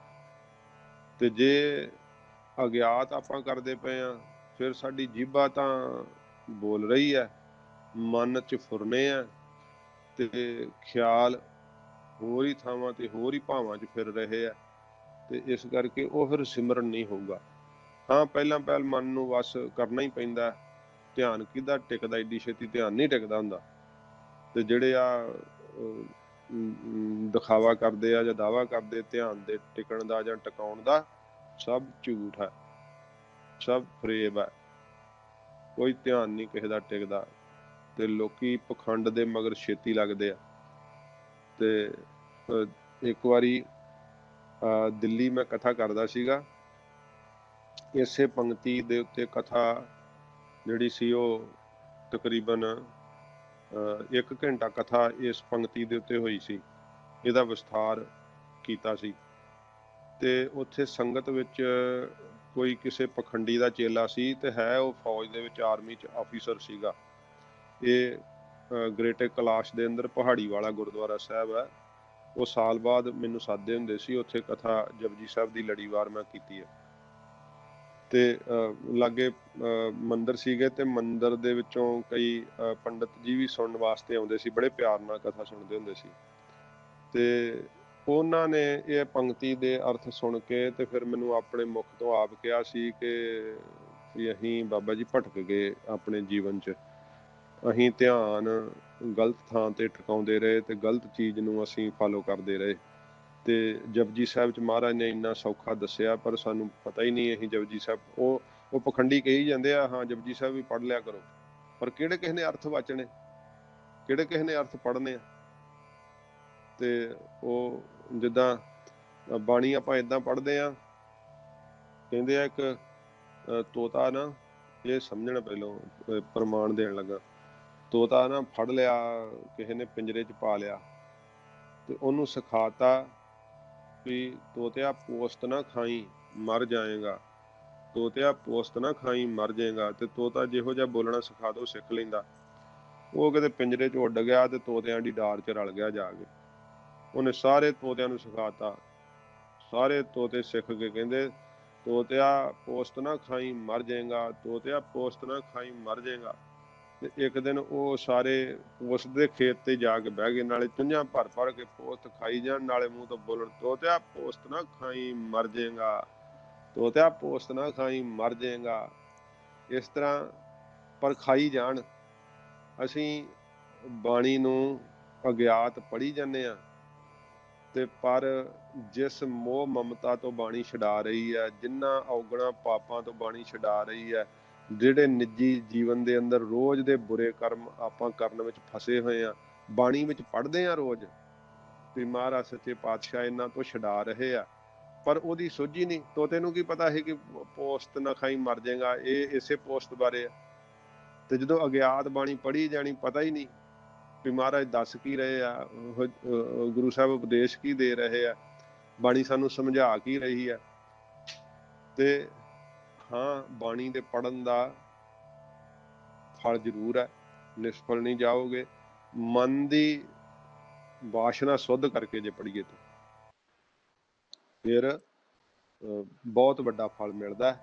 ਤੇ ਸਤਿਗੁਰੂ ਪਾਤਸ਼ਾਹ ਜੀ ਮਹਾਰਾਜ ਇੱਥੇ ਕਹਿੰਦੇ ਆ ਕਿ ਵਾਹਿਗੁਰੂ ਦੇ ਨਾਮ ਨੂੰ ਸੁਣਨੇ ਕਰਕੇ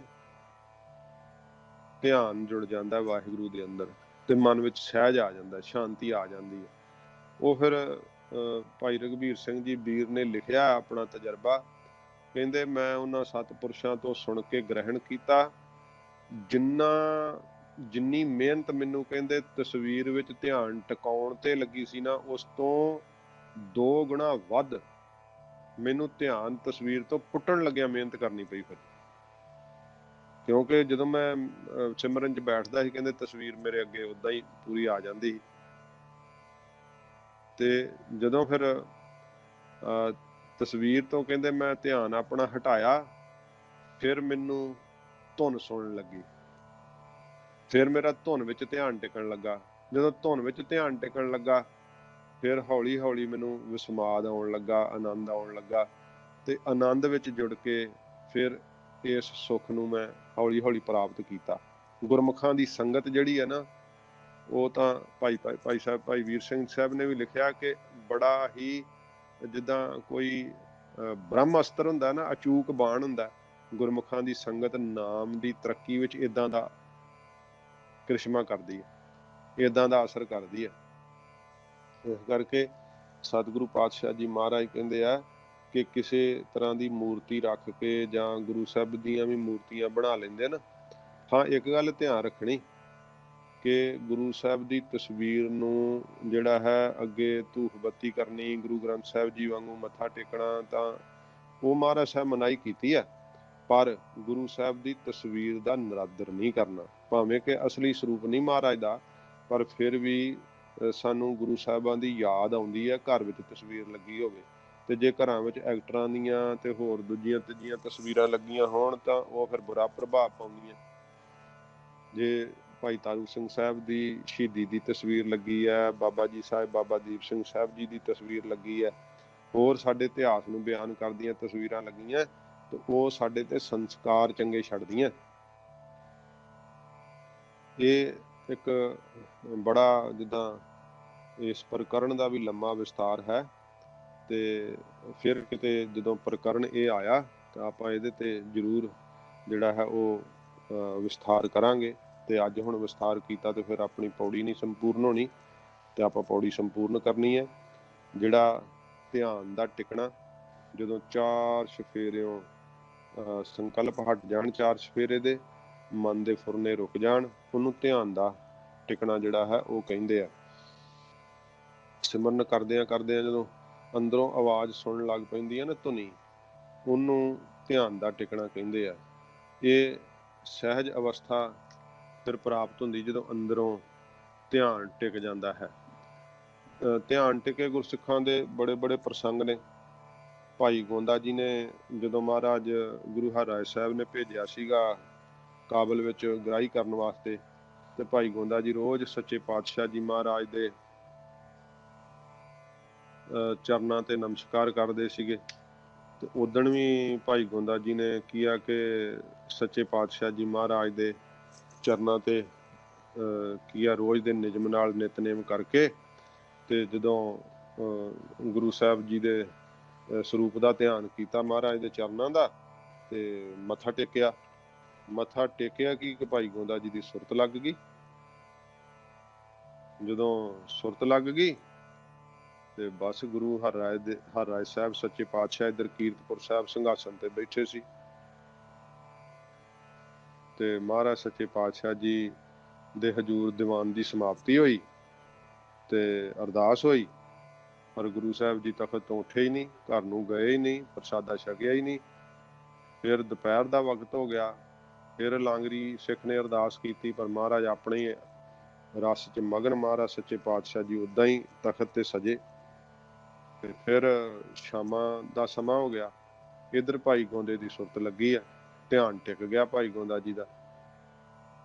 ਧਿਆਨ ਦੀ ਮਹਿਮਾ ਬੜੀ ਅਚਰਜ ਹੈ। ਗੁਰੂ ਹਰਕ੍ਰਿਸ਼ਨ ਸਾਹਿਬ ਸੱਚੇ ਪਾਤਸ਼ਾਹ ਜੀ ਮਹਾਰਾਜ ਨੇ ਗੁਰੂ ਤੇਗ ਬਹਾਦਰ ਸਾਹਿਬ ਦੀਆਂ ਧਿਆਨ ਨਾਲ ਪਰਿਕਰਮਾ ਕੀਤੀਆਂ ਸੀ, ਬਾਬਾ ਕਾਲਾ ਸਾਹਿਬ ਚ ਬੈਠਿਆਂ ਦੀਆਂ। ਤੇ ਗੁਰੂ ਤੇਗ ਬਹਾਦਰ ਸਾਹਿਬ ਸੱਚੇ ਪਾਤਸ਼ਾਹ ਨੇ ਦਿੱਲੀ ਜਦੋਂ ਮਹਾਰਾਜ ਸ਼ਹਾਦਤ ਦੇਣੀ ਸੀ, ਧਿਆਨ ਨਾਲ ਹੀ ਗੁਰੂ ਗੋਬਿੰਦ ਸਿੰਘ ਸੱਚੇ ਪਾਤਸ਼ਾਹ ਜੀ ਨੂੰ ਨਮਸਕਾਰ ਕਰਕੇ ਪਰਿਕਰਮਾ ਕਰਕੇ 5 ਪੈਸੇ ਨਾਰੀਅਲ ਭੇਟ ਕਰਕੇ ਗੁਰਿਆਈ ਸੌਂਪ ਦਿੱਤੀ ਸੀ ਧਿਆਨ ਨਾਲ। ਹਾਂਜੀ, ਜਦੋਂ ਦੁਪਹਿਰਾਂ ਢਲ ਗਈਆਂ, ਸੋਦਰ ਦੀ ਚੌਂਕੀ ਦਾ ਸਮਾਂ ਆਇਆ ਤੇ ਸ਼ਾਮਾਂ ਪੈ ਗਈਆਂ ਤੇ ਭਾਈ ਗੋਂਦਾ ਜੀ ਦੀ ਸਮਾਧ ਖੁੱਲੀ। ਜਦੋਂ ਭਾਈ ਗੋਂਦਾ ਜੀ ਦੀ ਸਮਾਧੀ ਖੁੱਲੀ, ਉਦਾਂ ਹੀ ਮੱਥਾ ਟੇਕਿਆ। ਤੇ ਜੇ ਕਿਸੇ ਨੇ ਹੁਣ ਉਵੇਂ ਕਰਨਾ ਹੋਵੇ, ਪਖੰਡ 2-4 ਘੰਟੇ ਹੋਊਗਾ, ਸਾਰਾ ਦਿਨ ਪਖੰਡ ਨਾਲ ਨਹੀਂ ਕੋਈ ਸਿਰ ਝੁਕਾ ਸਕਦਾ। ਜਿਹੜਾ ਪਖੰਡ ਆ ਉਹ ਪ੍ਰਗਟ ਹੋ ਜਾਂਦਾ, ਕਿਉਂਕਿ ਉਗੜ ਗਿਆ ਜੈਸੇ ਖੋਟਾ ਢਬੂਆ, ਨਦਰ ਸਰਾਫਾ ਆਇਆ। ਪਖੰਡ ਤਾਂ ਝਟ ਪ੍ਰਗਟ ਹੋ ਜਾਂਦਾ। ਸੱਚੀ ਪ੍ਰੀਤ ਜਿਹੜੀ ਉਹ ਸਦੀਵੀ ਆ। ਤੇ ਭਾਈ ਗੋਂਦਾ ਜੀ ਨੇ ਜਦੋਂ ਚਰਨ ਛੱਡੇ ਧਿਆਨ ਚ ਜਿਹੜੇ ਟਿਕਾਏ ਸੀ, ਗੁਰੂ ਸਾਹਿਬ ਜੀ ਤਖਤ ਤੋਂ ਉੱਠੇ, ਮਹਾਰਾਜ ਜੀ ਇਸ਼ਨਾਨ ਸੋਧਿਆ, ਲੰਗਰ ਪ੍ਰਸ਼ਾਦ ਛਕਿਆ, ਫਿਰ ਸੋਦਰ ਦੀ ਚੌਂਕੀ ਸਮੇਂ ਮਹਾਰਾਜ ਤਖਤ ਤੇ ਆ ਕੇ ਸੱਜ ਗਏ। ਤੇ ਫਿਰ ਸਿੱਖਾਂ ਦੇ ਅੰਦਰ ਹੈਰਾਨੀ ਸੀ। ਮਹਾਰਾਜ ਨੂੰ ਪੁੱਛਿਆ ਕਿ ਮਹਾਰਾਜ ਕੀ ਗੱਲ, ਅੱਜ ਆਪ ਜੀ ਨੇ ਪ੍ਰਸਾਦ ਨਹੀਂ ਪਾਇਆ, ਉੱਠੇ ਨਹੀਂ, ਕਿਸੇ ਨਾਲ ਗੱਲਬਾਤ ਨਹੀਂ ਕੀਤੀ। ਮਹਾਰਾਜ ਸਾਰਾ ਦਿਨ ਹੀ ਆਪ ਜੀ ਤਖਤ ਤੇ ਸਜੇ ਰਹੇ। ਤੇ ਸੱਚੇ ਪਾਤਸ਼ਾਹ ਜੀ ਮਹਾਰਾਜ ਨੇ ਫਿਰ ਆਖਿਆ ਕਿ ਗੁਰਸਿੱਖੋ, ਕਾਬਲ ਚ ਬੈਠੇ ਭਾਈ ਗੋਂਦੇ ਨੇ ਸਾਡੇ ਚਰਨਾਂ ਦਾ ਧਿਆਨ ਕਰ ਲਿਆ ਸੀ, ਸਿੱਖ ਦੀ ਸੁਰਤ ਨਾ ਹਿੱਲੇ, ਇਸ ਕਰਕੇ ਅਸੀਂ ਨਹੀਂ ਉੱਠੇ ਤਖਤ ਤੋਂ। ਧੰਨ ਸੱਚੇ ਪਾਤਸ਼ਾਹ, ਧੰਨ ਗੁਰੂ ਹਰਿਰਾਏ ਸਾਹਿਬ ਜੀ ਮਹਾਰਾਜ। ਫਿਰ ਸੱਚੇ ਪਾਤਸ਼ਾਹ ਜੀ ਮਹਾਰਾਜ ਨੇ ਆਖਿਆ ਕਿ ਜੇ ਭਾਈ ਤੁਹਾਡੇ ਮਨ 'ਚ ਖਿਆਲ ਹੈ ਤੇ ਜਦੋਂ ਕਾਬਲ ਤੋਂ ਸੰਗਤ ਆਵੇਗੀ, ਅੱਜ ਦੇ ਦਿਨ ਦੀ ਜਿਹੜੀ ਗੱਲ ਹੈ ਉਹ ਕਾਬਲ ਦੀ ਸੰਗਤ ਨੂੰ ਪੁੱਛ ਲਿਓ। ਤੇ ਜਦੋਂ ਸੰਗਤ ਆਈ ਤੇ ਪੁੱਛਿਆ ਸਿੱਖਾਂ ਨੇ ਵੀ ਫਲਾਣੇ ਫਲਾਣੇ ਦਿਨ ਨੂੰ ਭਾਈ ਗੋਂਦਾ ਜੀ ਕਹਿੰਦੇ ਸਾਰਾ ਦਿਨ ਹੀ ਮੱਥਾ ਟੇਕ ਕੇ ਮਸਤ ਰਹੇ। ਫਿਰ ਉਹ ਸਿੱਖ ਹੈਰਾਨ ਹੋ ਗਏ ਵੀ ਗੁਰੂ ਮਹਾਰਾਜ ਸੱਚੇ ਪਾਤਸ਼ਾਹ ਕਿੱਥੇ ਕੀਰਤਪੁਰ ਸਾਹਿਬ, ਕਿੱਥੇ ਕਾਬਲ। ਧਿਆਨ ਚ ਟਿਕੇ ਗੁਰਸਿੱਖ ਦੀ ਐਡੀ ਵੱਡੀ ਪ੍ਰੀਤ ਹੈ ਕਿ ਸੱਚੇ ਪਾਤਸ਼ਾਹ ਜੀ ਮਹਾਰਾਜ ਗਰੀਬ ਨਵਾਜ ਜੀ ਤਖਤ ਤੋਂ ਨਹੀਂ ਉੱਠੇ। ਮਹਾਰਾਜ ਸੱਚੇ ਪਾਤਸ਼ਾਹ ਜੀ ਨੇ ਆਖਿਆ ਕਿ ਭਾਈ ਗੋਂਦੇ ਦੀ ਜਿਹੜੀ ਵਡਿਆਈ ਹੈ ਉਹ ਬੜੀ ਮਹਾਨ ਹੈ। ਮਹਾਰਾਜ ਆਪਣੇ ਮੁਖ ਤੋਂ ਕੀਤੀ ਕਿ ਇਹੋ ਜਿਹਾ ਪ੍ਰੀਤ ਵਾਲਾ ਸਿੱਖ ਜੇ ਕੋਈ ਹੋਵੇ ਤੇ ਉਹਦੇ ਅਸੀਂ ਵਸੀਕਾਰ ਹੋ ਜਾਂਦੇ ਹਾਂ, ਉਹਦੇ ਅਸੀਂ ਜਿਹੜੇ ਆ ਅਧੀਨ ਹੋ ਜਾਂਦੇ ਆ। ਮਹਾਰਾਜ ਸੱਚੇ ਪਾਤਸ਼ਾਹ ਨੇ ਪਿਆਰ ਨਾਲ ਕਿਹਾ, ਜਿਹੜੇ ਗੁਰਮੁਖ ਸਿਮਰਨ ਕਰਨ ਸਮੇਂ ਆਪਣੇ ਚਿੱਤ ਨੂੰ ਟਿਕਾਉਂਦੇ ਆ ਨਾ, ਭਾਈ ਗੋਂਦਾ ਜੀ ਵਾਂਗ, ਉਹਨਾਂ ਦਾ ਧਿਆਨ ਫਿਰ ਸੁਤੇ ਹੀ ਜੁੜ ਜਾਂਦਾ, ਨਿਹਾਲ ਹੋ ਜਾਂਦੇ ਆ, ਉਹ ਫਿਰ ਸਹਿਜ ਸਰੂਪ ਵਿੱਚ ਸਮਾ ਜਾਂਦੇ ਆ। ਉਹਨਾਂ ਦਾ ਧਿਆਨ ਸ਼ਾਂਤੀ ਪੂਰਵਕ ਵਾਹਿਗੁਰੂ ਦੇ ਨਾਮ ਦੀ ਮਹਿਮਾ ਸੁਣਨ ਵਿੱਚ ਜਿਹੜਾ ਉਹ ਟਿਕ ਜਾਂਦਾ ਹੈ, ਲੱਗ ਜਾਂਦਾ ਹੈ। ਤੇ ਉਹਨਾਂ ਦੇ ਚਿਹਰੇ ਤੇ ਵੀ ਸ਼ਾਂਤੀ ਆ ਜਾਂਦੀ ਹੈ। ਇਹੋ ਜਿਹਾ ਸ਼ਾਂਤ ਚਿਹਰਾ ਹੁੰਦਾ ਕਿ ਵੇਖਦੇ ਹੀ ਠੰਡ ਪੈਂਦੀ ਹੈ। ਸੱਚੇ ਪਾਤਸ਼ਾਹ ਜੀ ਮਹਾਰਾਜ ਨੇ ਕਿਹਾ, ਸਿੱਧੋ ਨਾਮ ਦੇ ਸੁਣਨੇ ਕਰਕੇ ਧਿਆਨ ਵਾਹਿਗੁਰੂ ਦੇ ਅੰਦਰ ਟਿਕਦਾ ਹੈ ਤੇ ਸਹਿਜ ਪ੍ਰਗਟ ਹੋ ਜਾਂਦਾ, ਸ਼ਾਂਤੀ ਆ ਜਾਂਦੀ ਹੈ। ਸਤਿਗੁਰੂ ਜੀ ਦੇ ਦਰਸ਼ਨ ਕਰਕੇ ਉਹ ਭਾਈ ਗੁਰਦਾਸ ਜੀ ਨੇ ਕਿਹਾ ਨਾ, ਬਾਬੇ ਕੀਤੀ ਸਿੱਧ ਗੋਸ਼ਟ ਸ਼ਬਦ ਸ਼ਾਂਤ ਸਿੱਧਾਂ ਵਿੱਚ ਆਈ। ਇਹ ਸ਼ਬਦ ਦੀ ਸ਼ਾਂਤੀ ਵਰਤਾਤੀ ਮਹਾਰਾਜ ਨੇ, ਸਿੱਧਾਂ ਨੂੰ ਠੰਡੇ ਕਰਤੇ ਹਿਰਦੇ ਉਹਨਾਂ ਦੇ, ਤੇ ਸਤਿਗੁਰੂ ਜੀ ਦੇ ਚਰਨਾਂ ਤੇ ਝੁਕ ਗਏ ਸਿੱਧ ਸਾਰੇ। ਮਹਾਰਾਜ ਸੱਚੇ ਪਾਤਸ਼ਾਹ ਨੇ ਸ਼ਬਦ ਜਿੱਤੀ ਸਿੱਧ ਮੰਡਲੀ, ਕੀਤੋ ਸੋ ਆਪਣਾ ਪੰਥ ਨਿਰਾਲਾ। ਆਪਣਾ ਪੰਥ ਨਿਰਾਲਾ, ਸਿੱਖੀ ਪੰਥ ਜਿਹੜਾ ਹੈ ਨਾ ਵੱਖਰਾ, ਮਹਾਰਾਜ ਨੇ ਦੱਸਿਆ ਰਸਤਾ ਸਾਡਾ ਵੀ ਸਾਡਾ ਰਸਤਾ ਵੱਖਰਾ ਹੈ, ਇਹ ਜੋਗ ਮਤ ਤੋਂ ਵੱਖਰਾ ਹੈ। ਇਉਂ ਸੱਚੇ ਪਾਤਸ਼ਾਹ ਜੀ ਮਹਾਰਾਜ ਨੇ ਕਿਹਾ, ਵਾਹਿਗੁਰੂ ਦੇ ਨਾਮ ਦੇ ਸੁਣਨੇ ਕਰਕੇ ਸਿੱਧੋ ਧਿਆਨ ਲੱਗ ਜਾਂਦਾ। ਤੁਸੀਂ ਦਸਮ ਦੁਆਰ ਵਿੱਚ ਸੁੱਤਾਂ ਚਾੜ ਕੇ ਧਿਆਨ ਲਾਉਂਦੇ, ਉੱਥੇ ਵੀ ਨਹੀਂ ਟਿਕਦਾ, ਦੌੜੇ ਫਿਰਦੇ ਆ।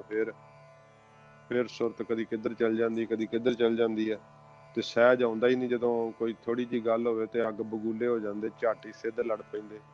ਜਿੱਦਾਂ ਉਹ ਕਥਾ 'ਚ ਵੀ ਇੱਕ ਦਿਨ ਜ਼ਿਕਰ ਆ ਰਿਹਾ ਸੀ ਨਾ, ਕਿਸੇ ਨੇ ਆਪਣਾ ਨਾਮ ਰੱਖਿਆ ਸੀਗਾ ਸ਼ਾਂਤੀ ਸਰੂਪ। ਤੇ ਉਹ ਕੋਈ ਆਇਆ ਕਹਿੰਦਾ ਵੀ महाराज का नाम तो शांति स्वरूप है, वेखीए शांति हैगी भी सही कि नहीं। वो कहन लगा महाराज तुहाडा नाम की है? कहंदे मेरा नाम शांति स्वरूप है। उन्हें फिर घड़ी कट के फिर पुछया महाराज तुहाडा नाम की, मैं भुल जाना। वो कहंदे शांति स्वरूप है। वो एक बारी दो बारी पुछो तो 7-8 बारी जो पुछया तो वो फिर 10 के खिज गया। जो 13-14वीं वारी पुछया ना महाराज मेरा ना सुभाव भुल्लण वाला, दस्यो तुहाडा नाम की है? वो फिर लागे धुआं बल रहा सी, बल दी लकड़ कढ के ते चक के पिछे भज्या। ਉਹਦੇ ਕਹਿੰਦਾ ਤੈਨੂੰ ਮੈਂ ਦੱਸਦਾ ਨਾ, ਤੂੰ ਬਾਰ-ਬਾਰ ਜਿਹੜਾ ਪੁੱਛਦਾ ਨਾ ਤੈਨੂੰ ਮੈਂ ਦੱਸਦਾ। ਉਹ ਕਹਿੰਦਾ ਮਹਾਰਾਜ ਤੇ ਨਾਂ ਹੀ ਰੱਖਿਆ ਸ਼ਾਂਤੀ ਸਰੂਪ, ਤੁਹਾਡਾ ਤੇ ਨਾਮ ਭਾਂਬੜਦਾਸ ਚਾਹੀਦਾ ਸੀ। ਇਸ ਕਰਕੇ ਜਿਹੜਾ ਹੈ ਸਹਿਜ ਨਹੀਂ ਆਉਂਦਾ। ਸਹਿਜ ਉਦੋਂ ਹੀ ਬਣਦਾ ਜਦੋਂ ਮਨ ਵਿੱਚ ਨਾਮ ਵਸ ਜਾਵੇ, ਧਿਆਨ ਲੱਗ ਜਾਵੇ।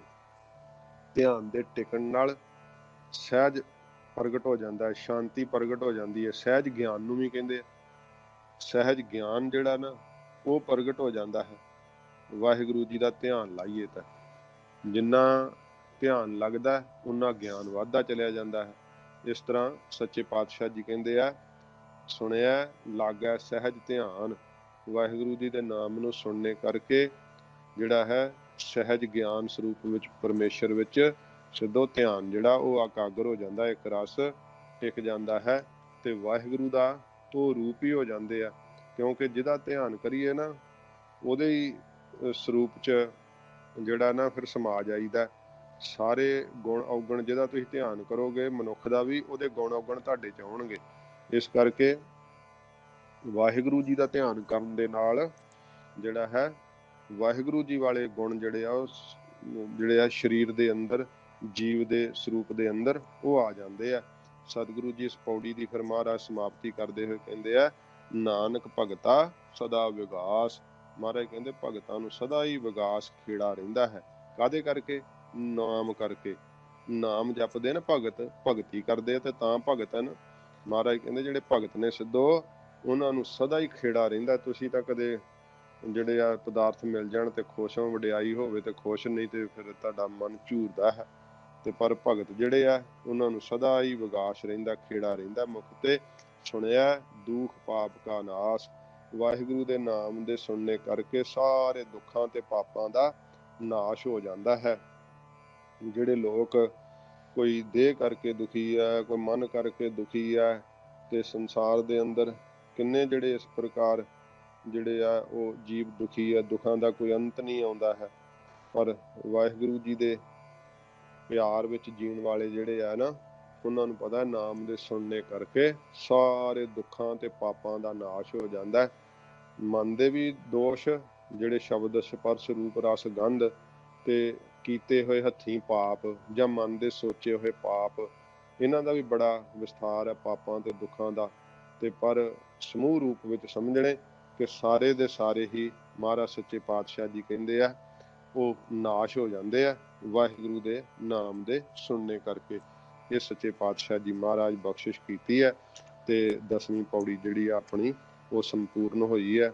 ਜਿਵੇਂ ਆਪਾਂ ਸ਼ੁਰੂਆਤ ਕੀਤੀ ਹੈ ਤੇ ਸੱਚੇ ਪਾਤਸ਼ਾਹ ਜੀ ਮਹਾਰਾਜ ਹੌਲੀ ਹੌਲੀ ਜਿਵੇਂ ਤੁਰਦਿਆਂ ਤੁਰਦਿਆਂ ਫਿਰ ਜਿਹੜਾ ਕੋਈ ਨਾ ਕੋਈ ਮੰਜ਼ਿਲ ਜਿਹੜੀ ਆ ਜ਼ਰੂਰ ਪ੍ਰਾਪਤ ਹੁੰਦੀ ਹੈ। ਇਸ ਤਰ੍ਹਾਂ ਸੱਚੇ ਪਾਤਸ਼ਾਹ ਜੀ ਮਹਾਰਾਜ ਦੀ ਬਾਣੀ ਦੇ ਆਪਾਂ ਸ਼ੁੱਧ ਉਚਾਰਨ ਨੂੰ ਅਤੇ ਅਰਥ ਬੋਧ ਨੂੰ ਜਿਵੇਂ ਜਿਵੇਂ ਹੌਲੀ ਹੌਲੀ ਪ੍ਰਾਪਤ ਕਰਦੇ ਹਾਂ, ਫਿਰ ਜਿਵੇਂ ਬੂੰਦ ਬੂੰਦ ਕਰਕੇ ਘੜਾ ਭਰਦਾ ਹੈ, ਜਿਵੇਂ ਹੌਲੀ ਹੌਲੀ ਅਰਥ ਬੋਧ ਨਾਲ ਵੀ ਸਾਡਾ ਜਿਹੜਾ ਗਿਆਨ ਉਹਦੇ 'ਚ ਵਾਧਾ ਹੋਏਗਾ। ਪਾਠਾਂ ਦੇ ਸ਼ੁੱਧ ਉਚਾਰਨ ਦਾ ਸਾਨੂੰ ਜਿਹੜਾ ਹੈ ਉਹ ਲਾਭ ਮਿਲੇਗਾ, ਪ੍ਰਾਪਤੀ ਹੋਵੇਗੀ। ਤਾਂ ਸੱਚੇ ਪਾਤਸ਼ਾਹ ਜੀ ਮਹਾਰਾਜ ਕਿਰਪਾ ਕਰਨ, ਗਰੀਬ ਨਵਾਜ ਜੀ ਆਪਣਾ ਪਵਿੱਤਰ ਉਪਦੇਸ਼ ਸਾਡੇ ਹਿਰਦੇ 'ਚ ਵਸਾਉਣ, ਹੋਈਆਂ ਭੁੱਲਾਂ ਬਖਸ਼ ਲੈਣੀਆਂ, ਅੱਗੇ ਵਾਸਤੇ ਸਮੱਤ ਬਖਸ਼ਣੀ ਜੀ। ਨਾਨਕ ਭਗਤਾ ਸਦਾ ਵਿਗਾਸ, ਸੁਣਿਆ ਦੁਖ ਪਾਪ ਕਾ ਨਾਸ। ਵਾਹਿਗੁਰੂ ਜੀ ਕਾ ਖਾਲਸਾ, ਵਾਹਿਗੁਰੂ ਜੀ ਕੀ ਫਤਿਹ।